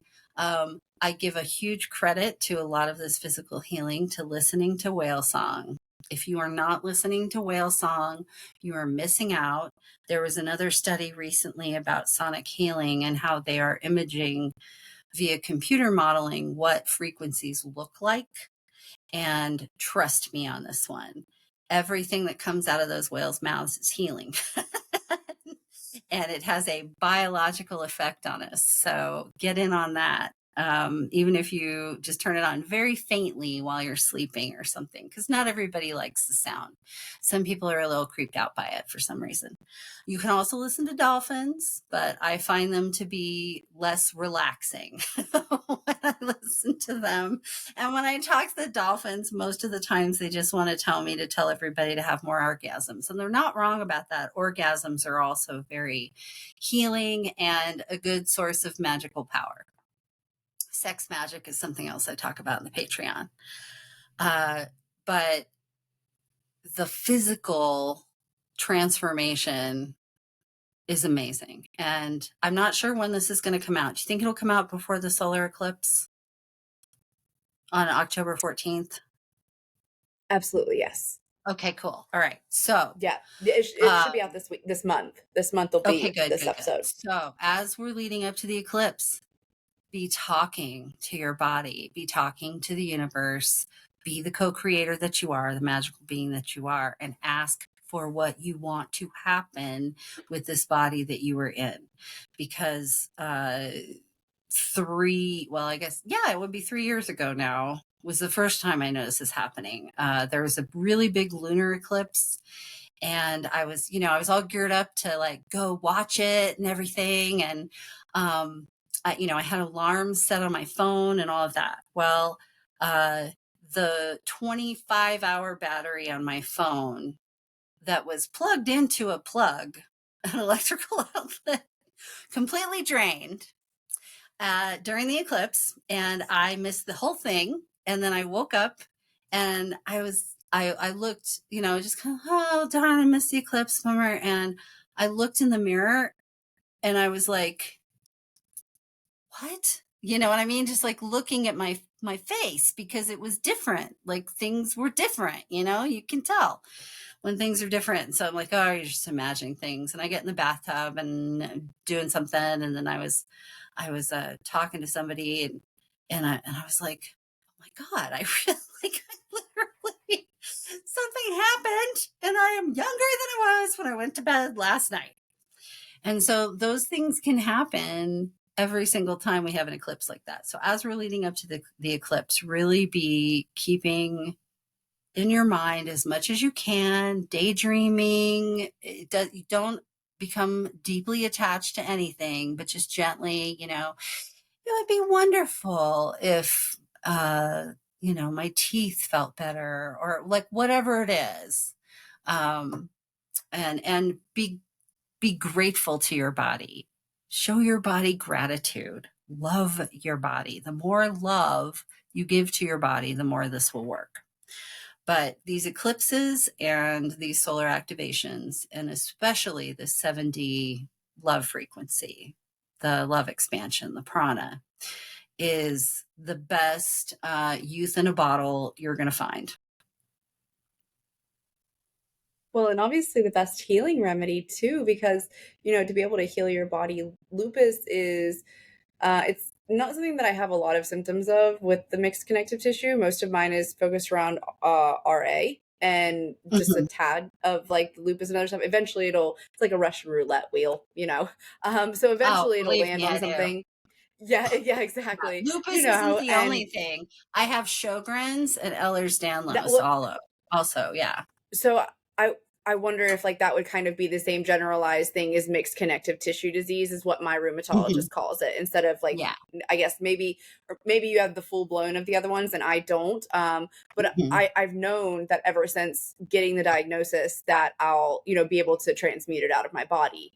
The Mhm. question is, what kind of process do I need to go through to be able to transmute it? I've transmuted endometriosis and like you said, even just the amount of healing that I've done compared to what was in my body before is miraculous. And it's funny that you talk about the anti-aging because I don't think that I haven't seen you that much either though. We've both taken a lot of like growth time and have been focusing on, just where our journeys have taken us. Just But working, even working, in the working. visuals, like yes, but even in the visuals now, like, yes, your cheeks are so rosy and smooth and you know what I mean? Like the visual of your face, yes, looks like a younger adult. I mean, even when you said your age earlier in the first part of the episode, I mean, I know that you're older than I am, but I would have never guessed. And I still don't believe it because, like you said, there was something I was watching the other day that talks about there's machines that actually test the age of your organs too. So I bet like your organs are even younger and going back Mhm. in time, which is just a testament to everything that, the way that you live, the way that you invoke love, and the way that you give of yourself to Mother Gaia. And like I said, living that example of, what we all strive to accomplish in some way, shape, or other. We might not all achieve everything that you have in the way that you have, but we're not meant to. But if I can love Gaia 10% of how you love Gaia, then, maybe that's, because my focus might be on, hermetics or medical, I mean, all these Mhm. different things. But being able to do that, just, it's a good example, everything that you have to offer us. And yeah, think I'm blown away at this third episode that I'm getting to host and have you here on. Like, every question, I'm just like, oh, I get to do this. And so maybe this is one of those things that it's like, oh, if I could do this forever, I would do it, kind of thing. Maybe we'll see though. We'll see how it pans out. I hope, like, Yeah. these things that you talk about, it's just examples for things that, yeah, I want that completeness in my life. I don't want to keep searching, and I'm fine to keep trying new things, but I do want something that feels like home. Yeah. That, Yeah. something that And I definitely mean, feels like home. yeah, I'm certainly not done by any means. And like, like we've talked about, Oh, new absolutely not. things continue to come on board. It's like, that's the thing, is it's bananas how it continues. And it's bananas to But me, just the amount of stuff that I am physically able to do now compared to 3 years ago. um, all of it. It's tremendous. And I mean, there are some supplements that I take that are really great that I've discovered and all of that, and I do have my good practices, but I am not a nutritional there's monk. nothing Or, wrong I with mean, health. I Yeah. I enjoy everything that is pleasurable about life. And also some Western medicine thrown in there. And the point is that it's all the love frequency. It is all the energy work. I credit it 100% to that. Well, I can tell you that, again, it's just a true testament. And the power of love. I think that everybody knows that it's supposed to be the most powerful thing in the world. Um, but getting into that and understanding that, I think that's something that you embody. And I think that that's something that, there's a lot of society, just humanity in general, that needs to learn that again and be brought back to that kind of belief and understanding, because everything else has kind of buried it, unfortunately, in the dirt. It's been So, very buried. but Indeed. yes, but you're unearthing it just like everything else. And Mhm. I look forward to listening to Whale Science tonight when I go to bed. I'm definitely going to pull that one out. Um, Even like 5-10 minutes a day. It doesn't have to mhm. be, a huge. I'm a big proponent of tiny steps, because those are the ones that are going to stick with you and become a routine. That was the number one thing, besides the fact that we are all bio individual, and what works for one person isn't going to work for something else, and that there's over 100 dietary theories. And to think that you are possessing the keys to physical perfection because you have found success with keto or whatever the hell it is. It's really all comes down to the frequency. It is all about the frequency. And the other thing I got is that it takes, 30 days or more to establish a new habit. And so when we're health coaching people in that profession, you meet every 2 weeks and you give your clients three little goals, like in three different areas. So let's say, a nutritional goal, a physical goal, and a mental goal. And it can be something as simple as, I'm going to drink enough water every day, or I'm gonna meditate for 5 minutes, or I'm gonna, like, wherever they're at, that's where you meet them. And so wherever you are at, that's where you meet you. So focus on the energy first, focus on the frequency first, and then if there are little things that you can start to layer on top of that to build upon your health savings account, which is really what you do with your body. That's your health savings account. Really? That's the real I HSA. love that. Yeah. um, That's so then perfect. Oh my it will gosh. stick with you. It'll stick with you, and it will just become integrated into your life, and not like this, okay, all right, I gotta fast all day, and then I'm gonna eat in this hour, and then I'm gonna do this workout every day, or I'm a failure, or what. We do things from such a place of extreme, capitalist, worker bee running on the little hamster wheel place, that we set ourselves up for failure a lot. Yeah. And I can that resonates with me. Whenever you said feel the frequency of what you're like, I've just had something come to mind about what I want, an intention I've been trying to set. And I used to swim regularly, and I've fallen off of it, and I want to get back to it because it feels so good. But I've been blocking myself in a way that I haven't been able to enjoy it. I've been putting too much pressure. And so when you said feel that frequency, like I reached out to feel that frequency, and it showed me that I have these other little mini frequencies that I need to accomplish first. So like, feel that Yeah. frequency, you're 100% right. Like the way that I was able to feel it because you just helped me invoke it is just like, like I just gotta bring it back and be like, you're magic, Andrea. Like that's what you are, is you are magic. Like Well, pure thank freaking you. magic. This must be why I'm glowing, because you're like fanning the flames of my ego that I've worked so hard to let go of. I'm Listen, I'm kidding. all I'm kidding. fire. So I'll I fan just no, I'm all fire. I'll fan the flames all day. Yes. fan Yes. those Let it flames. burn, baby. Let it Fan burn. those Let it flames. burn. Do you have another question before? I do. Yes. I do. I do. I do. Do you want to take a break or anything? Or are we good to No, no, no. continue? I'm good. I'm good. Perfect. Okay. Yep. We just have a couple more. And they, I love these ones. I love all of them though. What was your biggest battle within? Whew. Ah.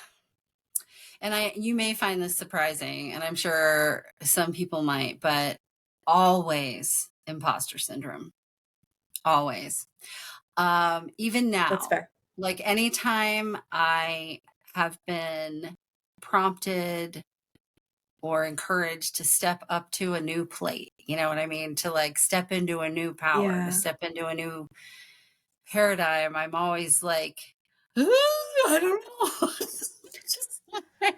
It's so funny because I have all of these experiences throughout my life in which it seems like I was kind of this daredevil, right? And really strong and like not afraid of anything. But if anything, I am like the most timid. Like if I could have like still left a toe on the diving board and jumped off it at the same time, I would have. And That's a hell so, of a way to put it. yeah. And so, like I don't really have that so much anymore now, but there are still little uh inklings of it. Like it's always something that's like kind of just there, and I'm like, oh, it's all right, I know you're there, but don't worry, we don't have to worry about that. That's something that we used to feel, and we don't do that anymore. And all we're here to do is love and have a great time. And Mm. even though it seems like everybody's keeping score, in reality, it's just whatever you came here to experience. And it doesn't, we do ourselves a disservice by making everything so damn serious and intense and important. You know what I mean? Yeah.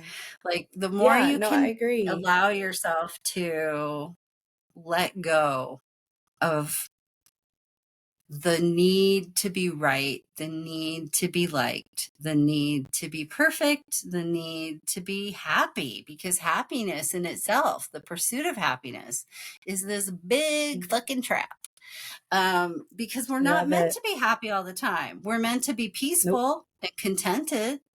And Yes. that's something you can experience no matter what's going on in your life. But Exactly. the sadness, the joy, all of the full spectrum of experience is meant to be had while we're here. And Yes. to try to control that, to try to limit yourself, that's the other one that can really get me and a lot of other people. I'll do that when I'll be this when. Oh, when I'm this, then I'll do that thing. And it doesn't even matter what it is, but let's Mm. just, in my case, let's um, pick living in a larger body, because I had to deal with that my entire life. And it was probably, I don't know, in my early 20s. I suddenly, like, I got out into the world as an adult and I went, wait a minute, I'm not short of any attention, dates, opportunities, jobs, like anything that I want, I can go and I get it. And the world is not reflecting back to me that I don't get to have anything because I'm in a larger body, no matter what media is doing or what comes out of people's mouths or how I've been picked on or any of that stuff. And so I was fortunate enough at that really young age to get to the body positivity and acceptance place that became more fashionable in the last 10 to 15 years, way early. And so that's what Yes. allowed me to be able to get past that thing. And if I had continued to let that be a determiner, like, oh, I have to lose 40 pounds before my wedding, or just all of those things that we do to ourselves, it's all bullshit, you guys. Just do what you want to Oh, do, because there will never be a perfect time, a perfect you, a perfect opportunity. They are what you make of them, and your life is what you make of it. And so I think uh, the times when I have allowed imposter syndrome to creep in is when I'm thinking, oh, uh, nobody's going to listen to me. Nobody's going to pay attention to me. Nobody's going to allow me to do this thing that I want to do. That I'm going to do it, and it's not going to matter. And so what kind of happened in 2020 with the love expansion thing was that I all of a sudden realized, oh, I don't care. It doesn't matter if anybody else cares about what I'm doing at all. It doesn't matter. It simply doesn't. And the more you can get out of your own way, the better you're going to do. And yeah. so that was my biggest thing, probably, was just getting in my own way with the imposter syndrome and having that idea that I can't do this thing until I do that thing. And in reality, you can just do it in any kind of damn order you want to, and under any circumstances you choose. Well, I think imposter syndrome is something that everybody can resonate with. And I was a little surprised that it is still, you know what I mean? But I think that also goes to show like the prevalency in it, and that it is a constant battle with imposter syndrome, because there is a wave of consciousness that wants to, there's always the shadow. And I don't want to say there's a wave of consciousness that Yeah. wants to strip us of our power, but there's the shadow that wants us to kind of be sucked back in so it can go back into the light. And sometimes we're like, no, I'm done transmuting right now. I just want to stay in the light. You know what I mean? Like, why we came down here, we wanted to experience the shadow. But that second part, I still do it.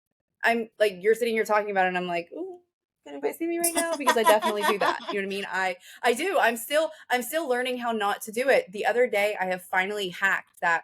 When I look at my body in the mirror from the left side of my body, I think it's ugly. I think it's fat. I think it's revolting, and I shouldn't use words like that, but I'm just saying like what I think. I And then when I understand. look at it from the right side, I think I'm beautiful.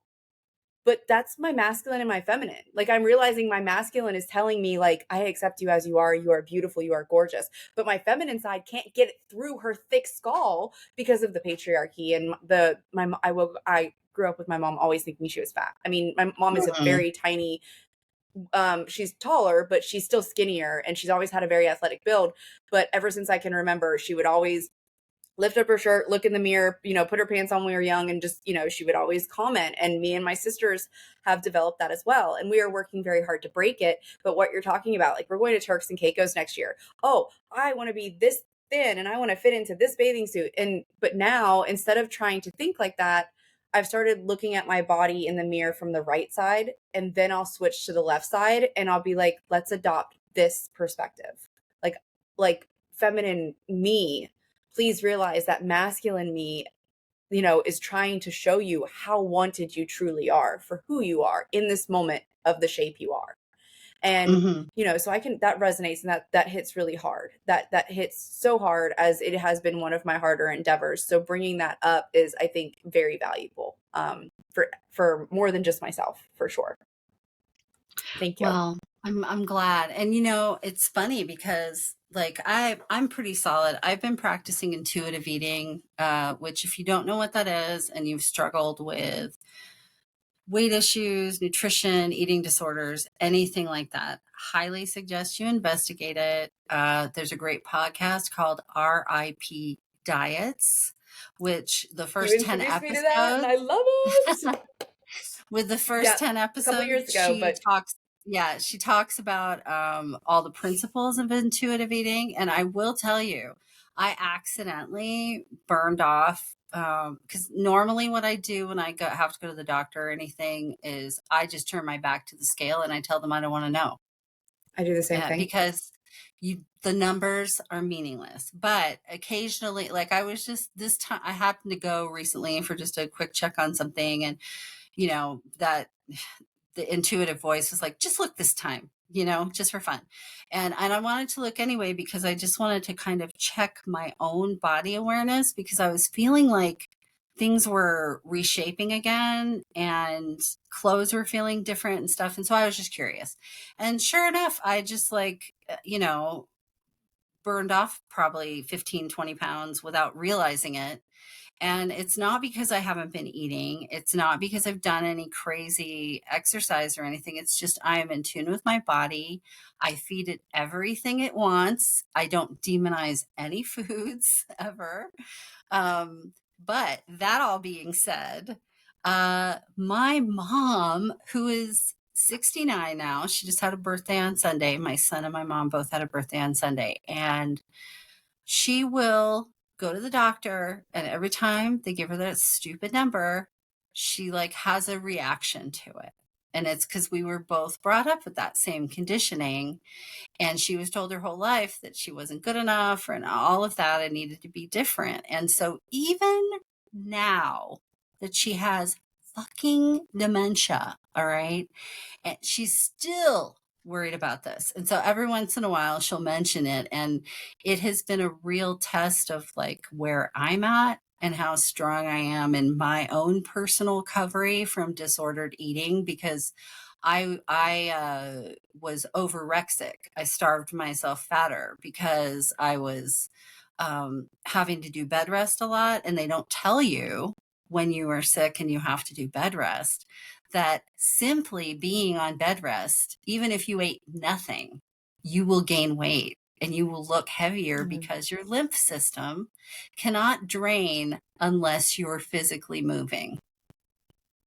Ooh, I did not know that. I mean, it's So something, I yeah. learned this about 5 years ago or so. But anyway, it would be useful information to give people on bed rest. So I was so concerned with that, you know, so I was in that cycle, and it would put more weight on me. So Yeah. because the thing is your body needs a minimum amount of, and please don't count calories, but the formula of calories is that you have to eat a certain amount of calories for your body to burn fat.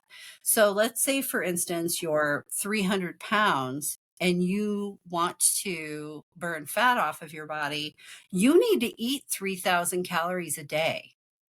It like you have to eat your way out of it, because Yeah. otherwise anything below that and your body isn't going to be able to function. It's not going to burn fat. It's just going to keep storing everything. And it's because that's how our metabolisms work. So my mom Well, moving in and dealing with that, it has been such a test of where I'm at. And okay, am I solid in this? And so I'm always reminding her just little things like, you know what, mom, you're beautiful just the way you are, and you don't have to deny yourself anything anymore, and you can have whatever you want. And are we going to go do a beauty contest? Is there something I don't know about that we're training for? Because otherwise, you can have whatever you want. Who cares what the stupid scale says, you know? Yeah. And she is not, she weighs less than me, you know what I mean? But it's just like such a deeply rooted thing. So I I'm glad agree. I mentioned it, Yeah, for no. people that. I don't trust myself enough to look at a scale still, because it was just when I went through things from last fall until about March that I was harming myself with binging and purging again. And I hadn't done it. Mhm, I had had a really good handle on it for quite some time, but it was still like I could tell that I was still harming my body with food, but I wasn't doing it to the extremes. And then I had some very emotional things happen that triggered this self hatred and this self destruction of how I thought about myself, how I allowed other people to treat me, how I treated myself. You know, it goes hand in hand, of course. And mhm, therefore, I saw it getting much worse. And, you know, the events that happened that propelled it into its severity again, I'm very grateful for, because this time I've actually like gotten a better understanding of how to heal from the inside out. I haven't dieted mhm, in years because I know, like I said, that RIP diets, and I just know that they don't work. I have to do, but everything that you're saying, like the disordered eating that I have, I was a huge binge and purger, and I've practiced every other kind. But you know, my esophagus is messed up from all the times that I would throw up, and mhm. just everything that I've done, it has definitely been, it is one of the hardest things to heal from, in my opinion, because we have to have food. It's not like drugs and Right. alcohol where I can go Mhm. without. Yeah. That, you know what I mean? That to me was easier. And I Yeah. shouldn't say that because it was very hard as well, but I wanted to quit by the time I quit. Food, like I'm desperate, like to, you know, and to surrender and to stop hurting myself with it. But I started hurting myself with it at the same time I started using drugs, and the same time all my other traumas happened. And Mhm. therefore, I mean, just to hear you be able to be on the other side of it in a lot of ways, and that, you know, there's been so many nuggets you've picked up along the way. I feel like I'm rambling at this point, but No, you're not. so yeah, I'm not sure where the thought's going at this point, but I just, the fact that we can put awareness onto this, you know what I mean? Like, and to know that there are different ways that we look at our bodies. I remember I went through in the psychosis, there were a few years, and I'll talk about it in another episode at some point in time, but I feel confident talking about it here. I would look at my body and I thought it was a man's body because I was so dysmorphed. I was like, you know, my Mhm, mind and my body just were so out of sync. And thankfully, when I was much younger, I already went through the whole, before the transgender stuff started happening, you know, like in this magnitude that it has. I remember mhm, being in, I think it was in my 20s at some point, or late teens, being asked by my higher self, like, because I was comparing like how easy it was to be a man. You know, they didn't have to shave, they didn't have mhm. to do all this stuff, and how I was raised being a tomboy and how much I loved it. And so my higher self was like, well, would you rather be? And I sat there and I was in contemplation, and I was like, would I? Like, and I'm like, no, no, I'd still rather be a female. Like that's the body I was Mhm. given to do this job in. And that's, and I do love it. Like I love being a female at the end of the day. And I, you know, but I going through those couple of years, looking at my body and thinking that I was seeing a different body was awful. And it made me, this is where I was going to, made me see, wow, thanks for giving me the confidence to talk about this, because it brought me right back to where I wanted to be. It gave me that self hatred that I was binging and purging. And that's why I said I couldn't trust looking at the scale, because the last time that I would actually use a scale, if I wasn't where I thought I was supposed to be, I would binge harder and I would hurt Mhm. myself more. And Yeah. so I just don't trust myself enough yet to do that. Like like once a year, maybe I'll do the checkpoint, but I haven't gotten enough Mhm. confidence in myself yet to not to think that I won't harm myself. So I'm still very much like on that, you know, that safety platform of, okay, I'm just not going to do this at all. Well, good for you. And I mean, as far as I'm concerned, I don't, we don't ever need to, really. Yeah. Uh, Well, and but so, what you're saying like about it had the been checkpoint 2 or is 3 important. years. Yeah, it had been 2 or 3 years before just a few weeks ago when I But body awareness wanted is to so check it. important to get to that stage, So, though. You know what I mean? mhm. Yeah. That's like, Yeah. oh gosh, I hope that I can get to that stage one day, because I think that that's another sign of that becoming home to the self. You know what I Mhm. mean? And not Yeah. rejecting the self. Like that you Yeah. could do that is like that coming home feeling of like, I can look at this number and I'm not going to tell myself that I don't belong here in this body in the way that I am. Because, like I said, Mhm. I would just go home and binge and I would hate myself for it and be like a, Mhm. a mental, emotional, and foodie. I call it fooding, a fooding relapse. And, Right. I've come so far this time and I know that I'm right where I'm supposed to be and I know that this is the best I've ever been. But again, it was like that matching that frequency like, "Oh, I want to Mhm. swim so that way I can lose weight and be where I want to be." No, I can't swim unless I'm actually going to enjoy it and not do it for this other reason.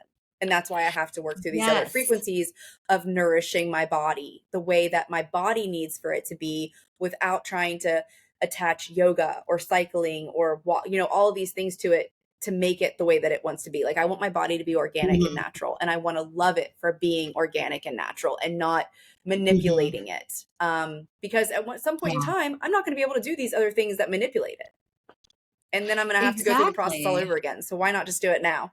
Yeah. Well, and Like you never why not just know. do it I now? mean, you never know when or where your physical body is going to be taken in your journey of life. Yeah. And having that foundation of acceptance and self love is really priceless. And all of these other, like, there's so many things that just stop mattering and it frees up a lot of energy. That's, like people talk about regrets and whatnot, and I pretty much don't do that a whole lot. But if I regret anything, it's all of the time I wasted on things that didn't deserve my Yes. energy. That's a good point. Finding a man, pleasing a man, perfecting my body, like all these things, none of it fucking mattered. None at Cooking dinner all. every night Didn't at matter. 5 o'clock. Yeah. Hmm. Patriarchy standpoint, making sure that my house is clean, those types of, Yes, yes, yes. yes, All of absolutely. those things. Oh, Just let those things go. Let them go. yeah. So, one of the new things that I had going on and why it was so funny, and we seem to have regulated it as the time has gone on, which is hilarious. But when we first got on here, and it's happened to me before, but we were trying to see, there it goes. We were trying to get Yeah, the as I say, studio. it's doing it right now. Yeah, it's doing it again. We were trying to get me adjusted so that my lighting was the way it was supposed to be, and it would go dark and then it would glow and then it would go dark and then it would glow. And then finally I just went, okay, it's just me. I don't know what it is or why it's happening yet, but we're just going to go with it because I could fuck with this for the next hour and it's not going to make it stop, which apparently we were right about that. Um, the first time I noticed this was a couple months ago. And it would be, I would be on Marco Polo with people. And so I have these Marco Polos recorded from a few months ago because once I started noticing it happen, and when I would notice it happen, where it would be like, I'm like a firefly, like I'm just bloop, bloop, with this light going on and off, like this beacon, a lighthouse, perhaps might be a good comparison. I was like, okay, this can't be, this isn't real. It's the light, it's the position I'm in, it's the something. And so I kept messing with it and trying to be like, okay, I'm not moving from this position. The camera's right there. I'm not touching it. All the light is stable, and then watching to see, like, and sure enough, it would still happen anyway. And then other people started seeing it. And then over the last few months is what I was telling you before we got on here, this experience that I've been having. And I did talk about in the beginning of the interview, but uh, with me showing up in people's meditations and in their dreams and I have never had so many people tell me, I mean, this is probably like in the last month, 3 times as many people who maybe ever said it to me my whole life before then have said, you were in my dream last night. You were in my meditation. I was having this happening and I thought of you. And thankfully, I'm not some kind of monster who now thinks, I'm Jesus or something, but because You're everywhere though. I'm Can't everywhere. deny I'm it. omnipotent. But it is part of whatever this glowing is. And the way one of my friends talked about it, it's basically what she said. It's like you are emanating that frequency for the whole world. And this is why we have to keep you going, and we can't let you just fade into Yes. obscurity because we need more people to learn how to do this. So, anyway, this glowing thing, I don't know. And it'll be fun to see what it turns into and how it develops. But it has been hilarious watching us try to make this setup and everything. And it's like Well, I banana. love and for anybody that's watching the video on YouTube, I know on the other platforms you're just getting the vocals or the audio. But on the YouTube, you can go and before we recorded, just to give a visual, you can see Andrea in the imaging that she is, but beforehand the room that she's in is completely illuminated. It is bright with light just like mine is, except for when she sits down at like she sat down at the camera, everything was bright, and then we get to talking and all of a sudden, step by step, like literally somebody's walking down a staircase, the light starts to dim lower and lower and lower until it gets to where we're at. And she tried multiple things. So technically the room that she is in is just as bright as the room that I'm in, but she's the only thing glowing in the room, which comes to my second to last question, which, the energy, the Kundalini of life leaves us with a glow, a mark per se, and this is hers. This is hers. Yes, she is like a firefly right now, a lightning bug that, has to illuminate the dark and shadow areas to bring people into love. Like that's what I see it as. The unconditional love is pulling people out of that self-hatred. And for people to be able to see her, to see you, Andrea, you have to glow. And you have to glow brighter than anything else. And that's what you're doing. And yes, if we all need to fuel that fire and blow it high so that way you can glow more, then I'm happy to be someone that gets to assist that. I'm very, very Thank, happy. Which brings thank us you to the so much. last question. Absolutely, honestly, thank you at the same time. You know what I mean? Like, because to be able to fan a flame that is you is also an honor. You know what I mean? Like, that, like, to be able to contribute to what you're doing in any way, that's an honor. The love Getting some expansion, the heavy anchoring the Isis temple consciousness. vibes. Ooh, I've been working with Isis lately, so I'm loving that you're getting that. Whether it's you or me or both of us, I love it. Yes. Yeah. Egyptian's my thing anyways. But Mhm. but then this brings me to the deep soul connections that occur um around your energy, the Kundalini, whatever you want to call it at this point, because we know that this, you being a remembered a remembered awakened person, and being able to remember people along your pathway in a more etherical way than the density of the 3D allows for a lot of us. What deep soul connections occurred during your life, or that, some maybe one or two that completely stand out, that like, I know you talked about your intuitive mentor, I believe is what I'm going to call her because I couldn't remember the second word you used. And then also your friend when you were 10, and, your mother and your grandmother. Is there anybody else that stands out that just has had a deep soul connection? Or have you found since COVID that you could just keep making soul connections? How does that look like for you? And what does that feel like? Um, so pretty much anybody that I'm ever in close relationship, like whether they're my child or whether we're married or whether we're dating or whether we're friends, there's almost always a component of soul connection. And I have the cheat sheet that I'm usually aware of that.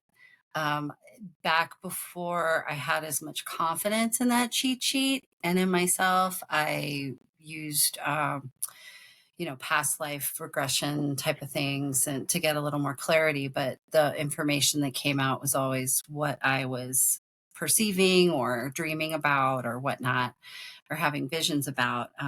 But my mother, my grandmother, my friend Heather, the childhood friend, and then my friend Kate, it's intuitive movement coach is what she does. It's yeah, and she's definitely a soul connection.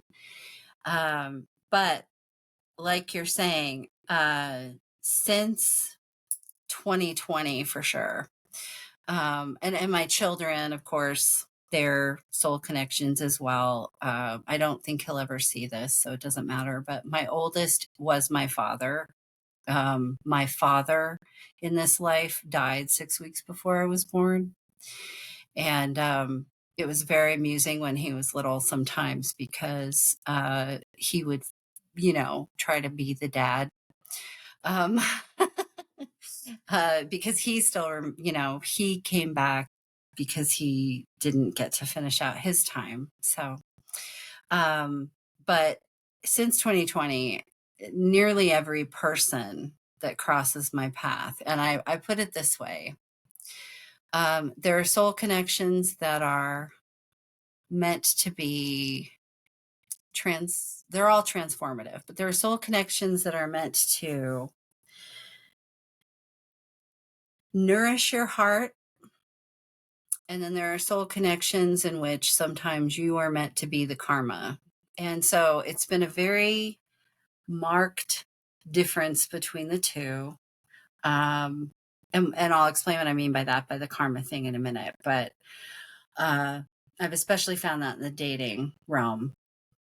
But everyone that beyond, obviously, there's casual client connections, all of those kinds of things. Those are things where I am meant to be helping other people. It has nothing to do with me personally, really.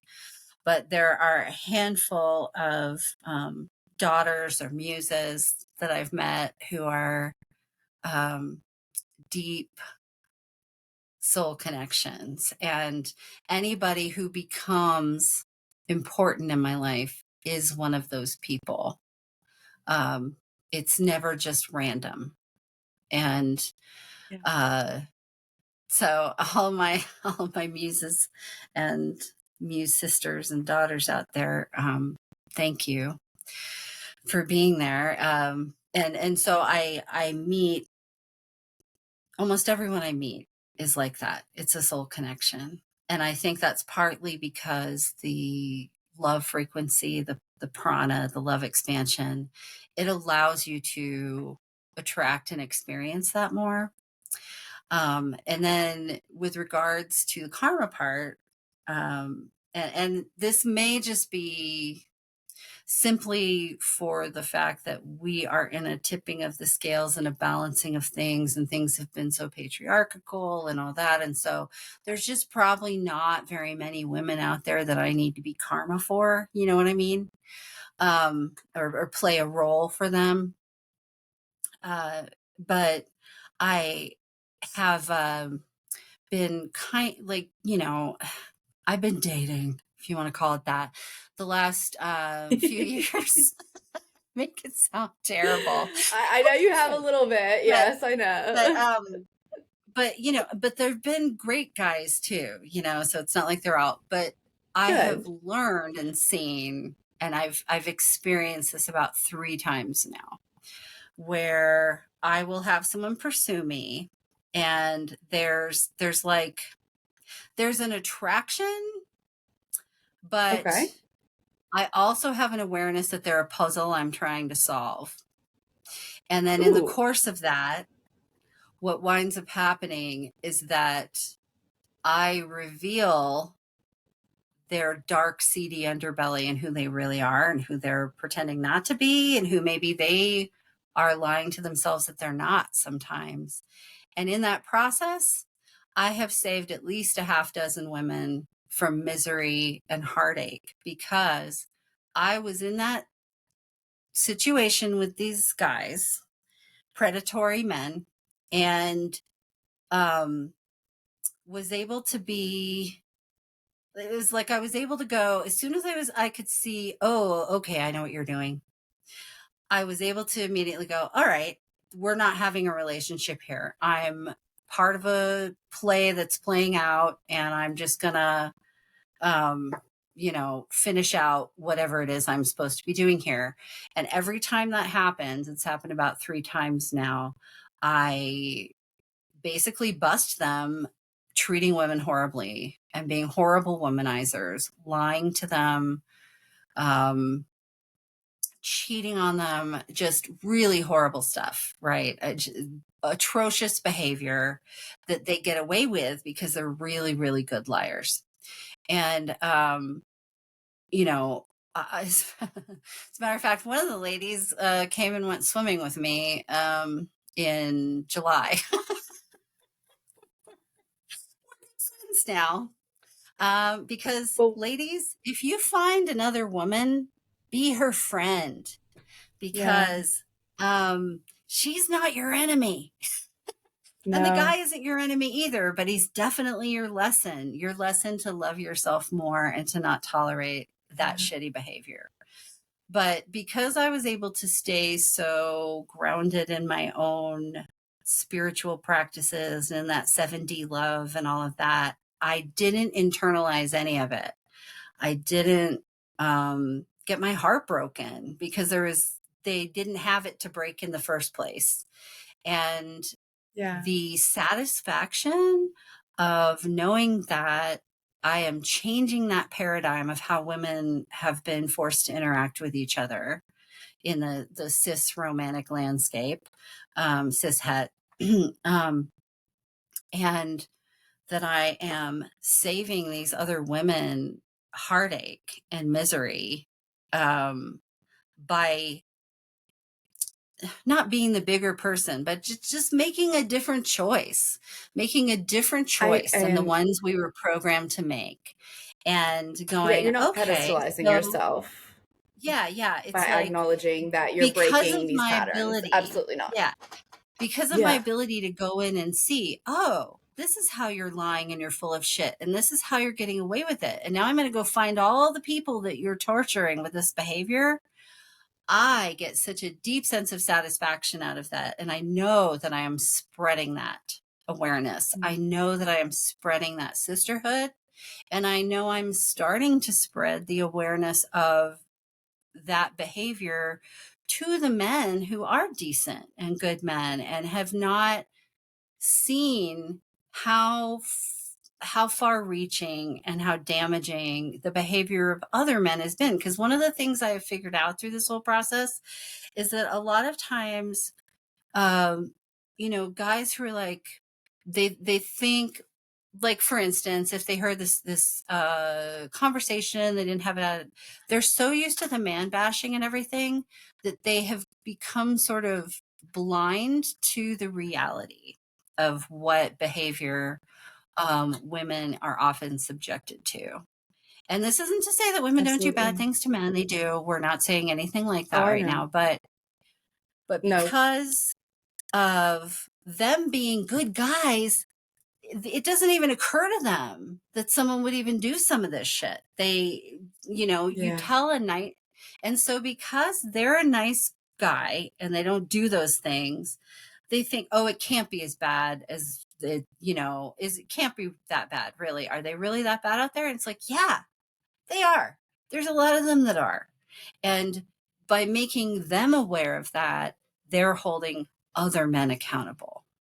And so Yes. I feel like that is a shift that is happening in that whole arena, and I something agree. that I get to do with all that. And so the soul connections are always there. And sometimes I just have a role to play and I'm there to do a job, and I do it. And I've learned to have so much fun with it.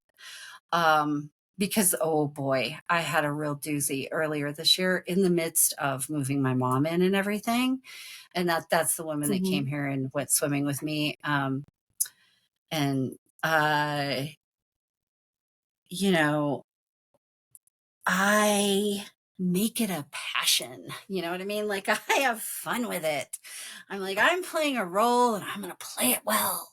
And so there's it's like this particular breed of predatory men who also think they're smart.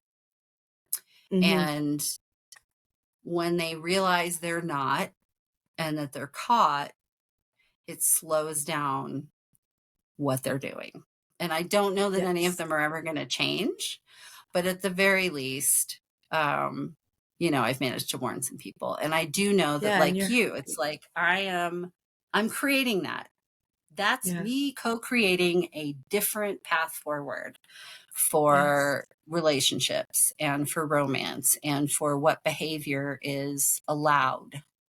When you're also holding people accountable for their actions and their behaviors, and that's something that people don't do anymore, is they just either Yeah. enable people, or like, you're literally saying, like, I'm not going to tolerate this bullshit, and I expect you to I expect you to realize that I see exactly what you're doing.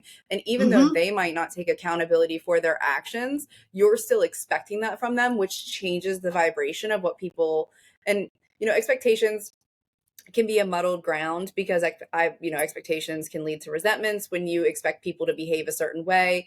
But the Sure. reality of it is that we should live in a world eventually where taking accountability for your own actions is a natural, organic process that just happens fluidly and seamlessly and beautifully, Mm-hmm. because accountability teaches us things. Accountability transforms us. Mm-hmm. It is a stage of alchemy. It is like, it's Yeah. why the Catholic Church and Christianity talk about confession.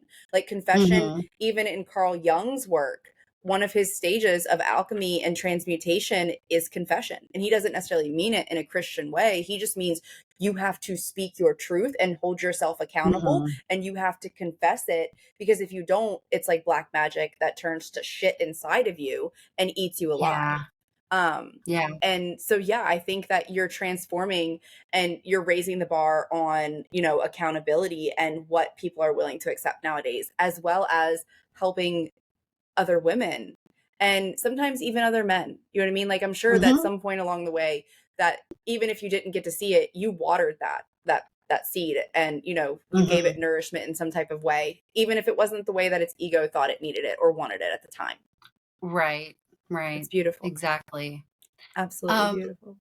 I know we're getting towards the wind down, but the one thing that I wanted to make sure that I mentioned while we were talking on here, the intergenerational interplay and resentments. I Yes, I have was, that notated, so please. yes. So, there's a lot of, and it's understandable that there would be a lot of resentment because a lot of them have been our parents and grandparents and they were toxic as hell and abusive and didn't treat us well. And, we have, but right now, just economically, from a purely economic standpoint, and this came about because I was having a conversation with our wonderful friend Justin about capitalism and retirement, about how retirement, Mhm. about how retirement is the carrot on the end of the work yourself to death capitalist stick. Only it's a lie. And um, we're the first, like the Gen Xers are kind of the first generation to really be facing the reality of that and figuring that out along with the millennials.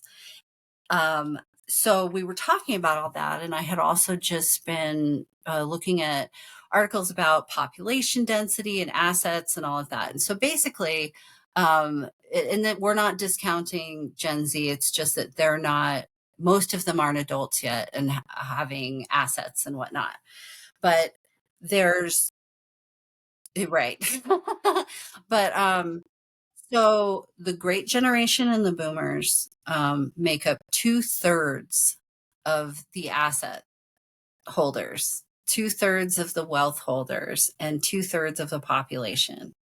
And then the younger folks, the Gen X and the Millennials and the Gen Z, because they're working their asses off too still, um, we are expected to support this 2/3 of the pie over here that has all the money, right? And so that's part of what is yeah, yeah, yeah. Gen Z is the youngest, then it's millennials and then Gen X. So I'm the Gen X. Yeah, yeah. So that's part of where all of this resentment is coming from, right? Because it's like, okay, you have all the money, yet you keep telling us to pull ourselves up by our bootstraps and all. So there's a lot of understandable resentment, but we were thinking about it and talking about it, and all of a sudden it occurred to me, you know what? And so this is helping me to further transmute any leftover feelings of resentment or burden or anything like that. Because my generation, this is something Karen Rontowski and I have recently bonded over, is elder care. Because, you know, her and I, our elder Gen X generation, like we're the first ones who are being hit by this monumental wave of elder care that is coming for all of us. Okay. So I was thinking about all of that, and I all of a sudden I realized, as much as we get mad and as much as we're like, what, you know, just let us help, you know, just help us. They did. They did their job, and they're still doing their job. And it's okay to resent them. It's okay to cut off your toxic elders. It's okay to have all those feelings.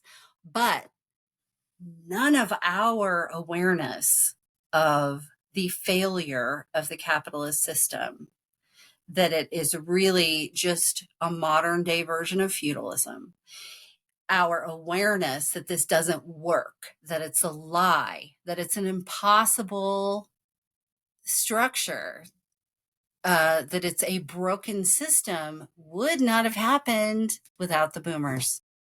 Because this is the first time in modern human history, and possibly, no, modern human history, we'll go with that. I'm going, let's say, back to the first 10,000 years of humans, because they actually just recently found evidence that there were humanoids 8.7 million years ago.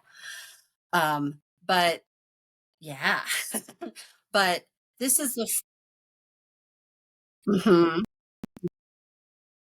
mhm, yeah, it, yeah, so much older, and so many iterations we have no idea of. Um, but this is the first time in modern history, human history, where the older population so far outnumbers the youth. It was always the other way around. And so during that period of time, it was easy to sell the capitalism retirement industrialist lie. But if the boomers didn't exist, if they weren't who they are and they weren't in the number that they are, we wouldn't even know to be complaining about it. Do you know what I mean? Like, they had to be who they are, and they had to be in the numbers that they are, and things have to be the way they are right now in order for any of us to get the notion that it's an imbalanced, corrupt, and unsustainable way of living. That we, no, no, no. And I was just going to say, you know, that gave me, and I'm hoping that that helps other people as well, to let go of some of the resentment and the judgment and the frustration. Because as much as there can be a pain in the ass and be what they are, without them, we wouldn't have known enough to go, whoa, wait a minute, this does not work at all. Well, guys, we have so much to learn, more and more with every moment that passes and everyone that's awakening. Andrea is a very valuable resource for that. And I thank you so much for being here and opening your story, your wisdom, your knowledge, and everything that you anchor in, because I know that that's something that you work really hard on. Um, More is to be revealed, and we are learning so much. And again, I just want to thank you, and I'm so happy for having you on.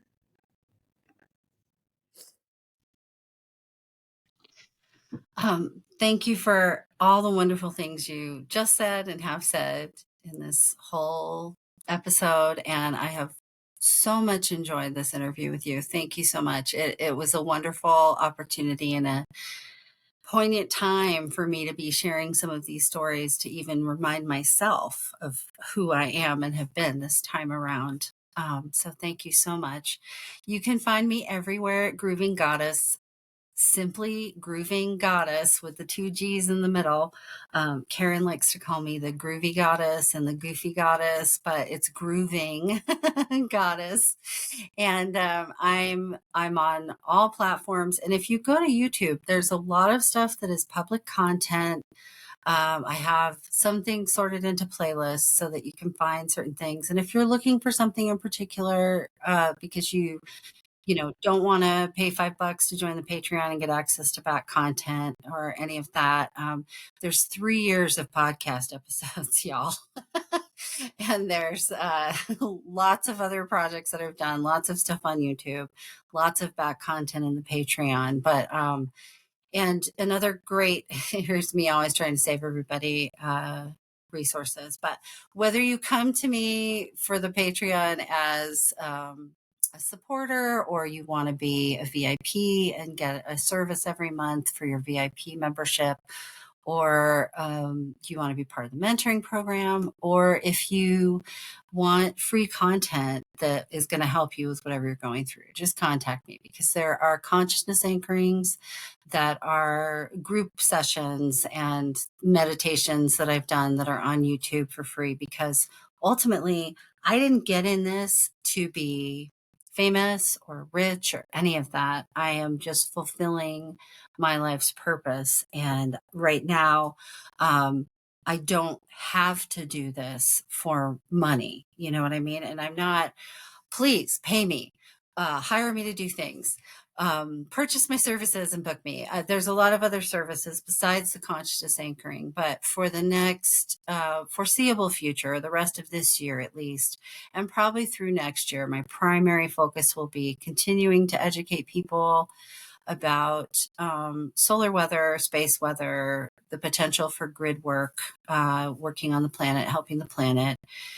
But it's really going to be love expansion, because the more we can learn to calm our own nervous systems and be in our own peace and contentment, the more everyone else can do that too. The better it is for the planet, the better it is for you, and it will help you to have that connection. That is ultimately what I'm here to do. And I have been calling myself, in spite of the fact that this is one of those things that gives me the imposter syndrome ick, the mentor's mentor, the teacher's teacher, and the healer's healer. And that's because it's true. I am the advanced class. And if you need me, you'll find me. And then in the meantime, just go watch my free content if you want to learn some of this stuff, because there's a lot of it out there. And one of the things that I'm told by a lot of people is that just kind of hanging out with me, whether it's a recording of me or a live session with me or whatever it is with me, there is a good benefit from that. And I help you to feel some of that love, like Victoria talked about.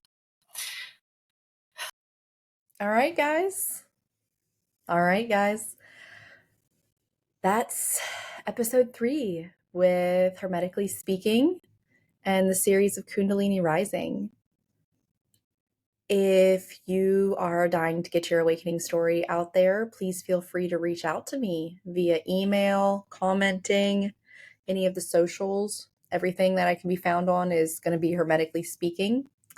And please make sure that you follow Andrea, go to her Patreon, figure out how important what she offers is, because it really helps with the energetic components of what's going on in the world at this time, and the Schumann Resonance, and so many things that I don't know anything about. But I know with her on our team and her knowledge that we are well taken care of. Thank you so much again for listening, and we'll see you next time. Thanks.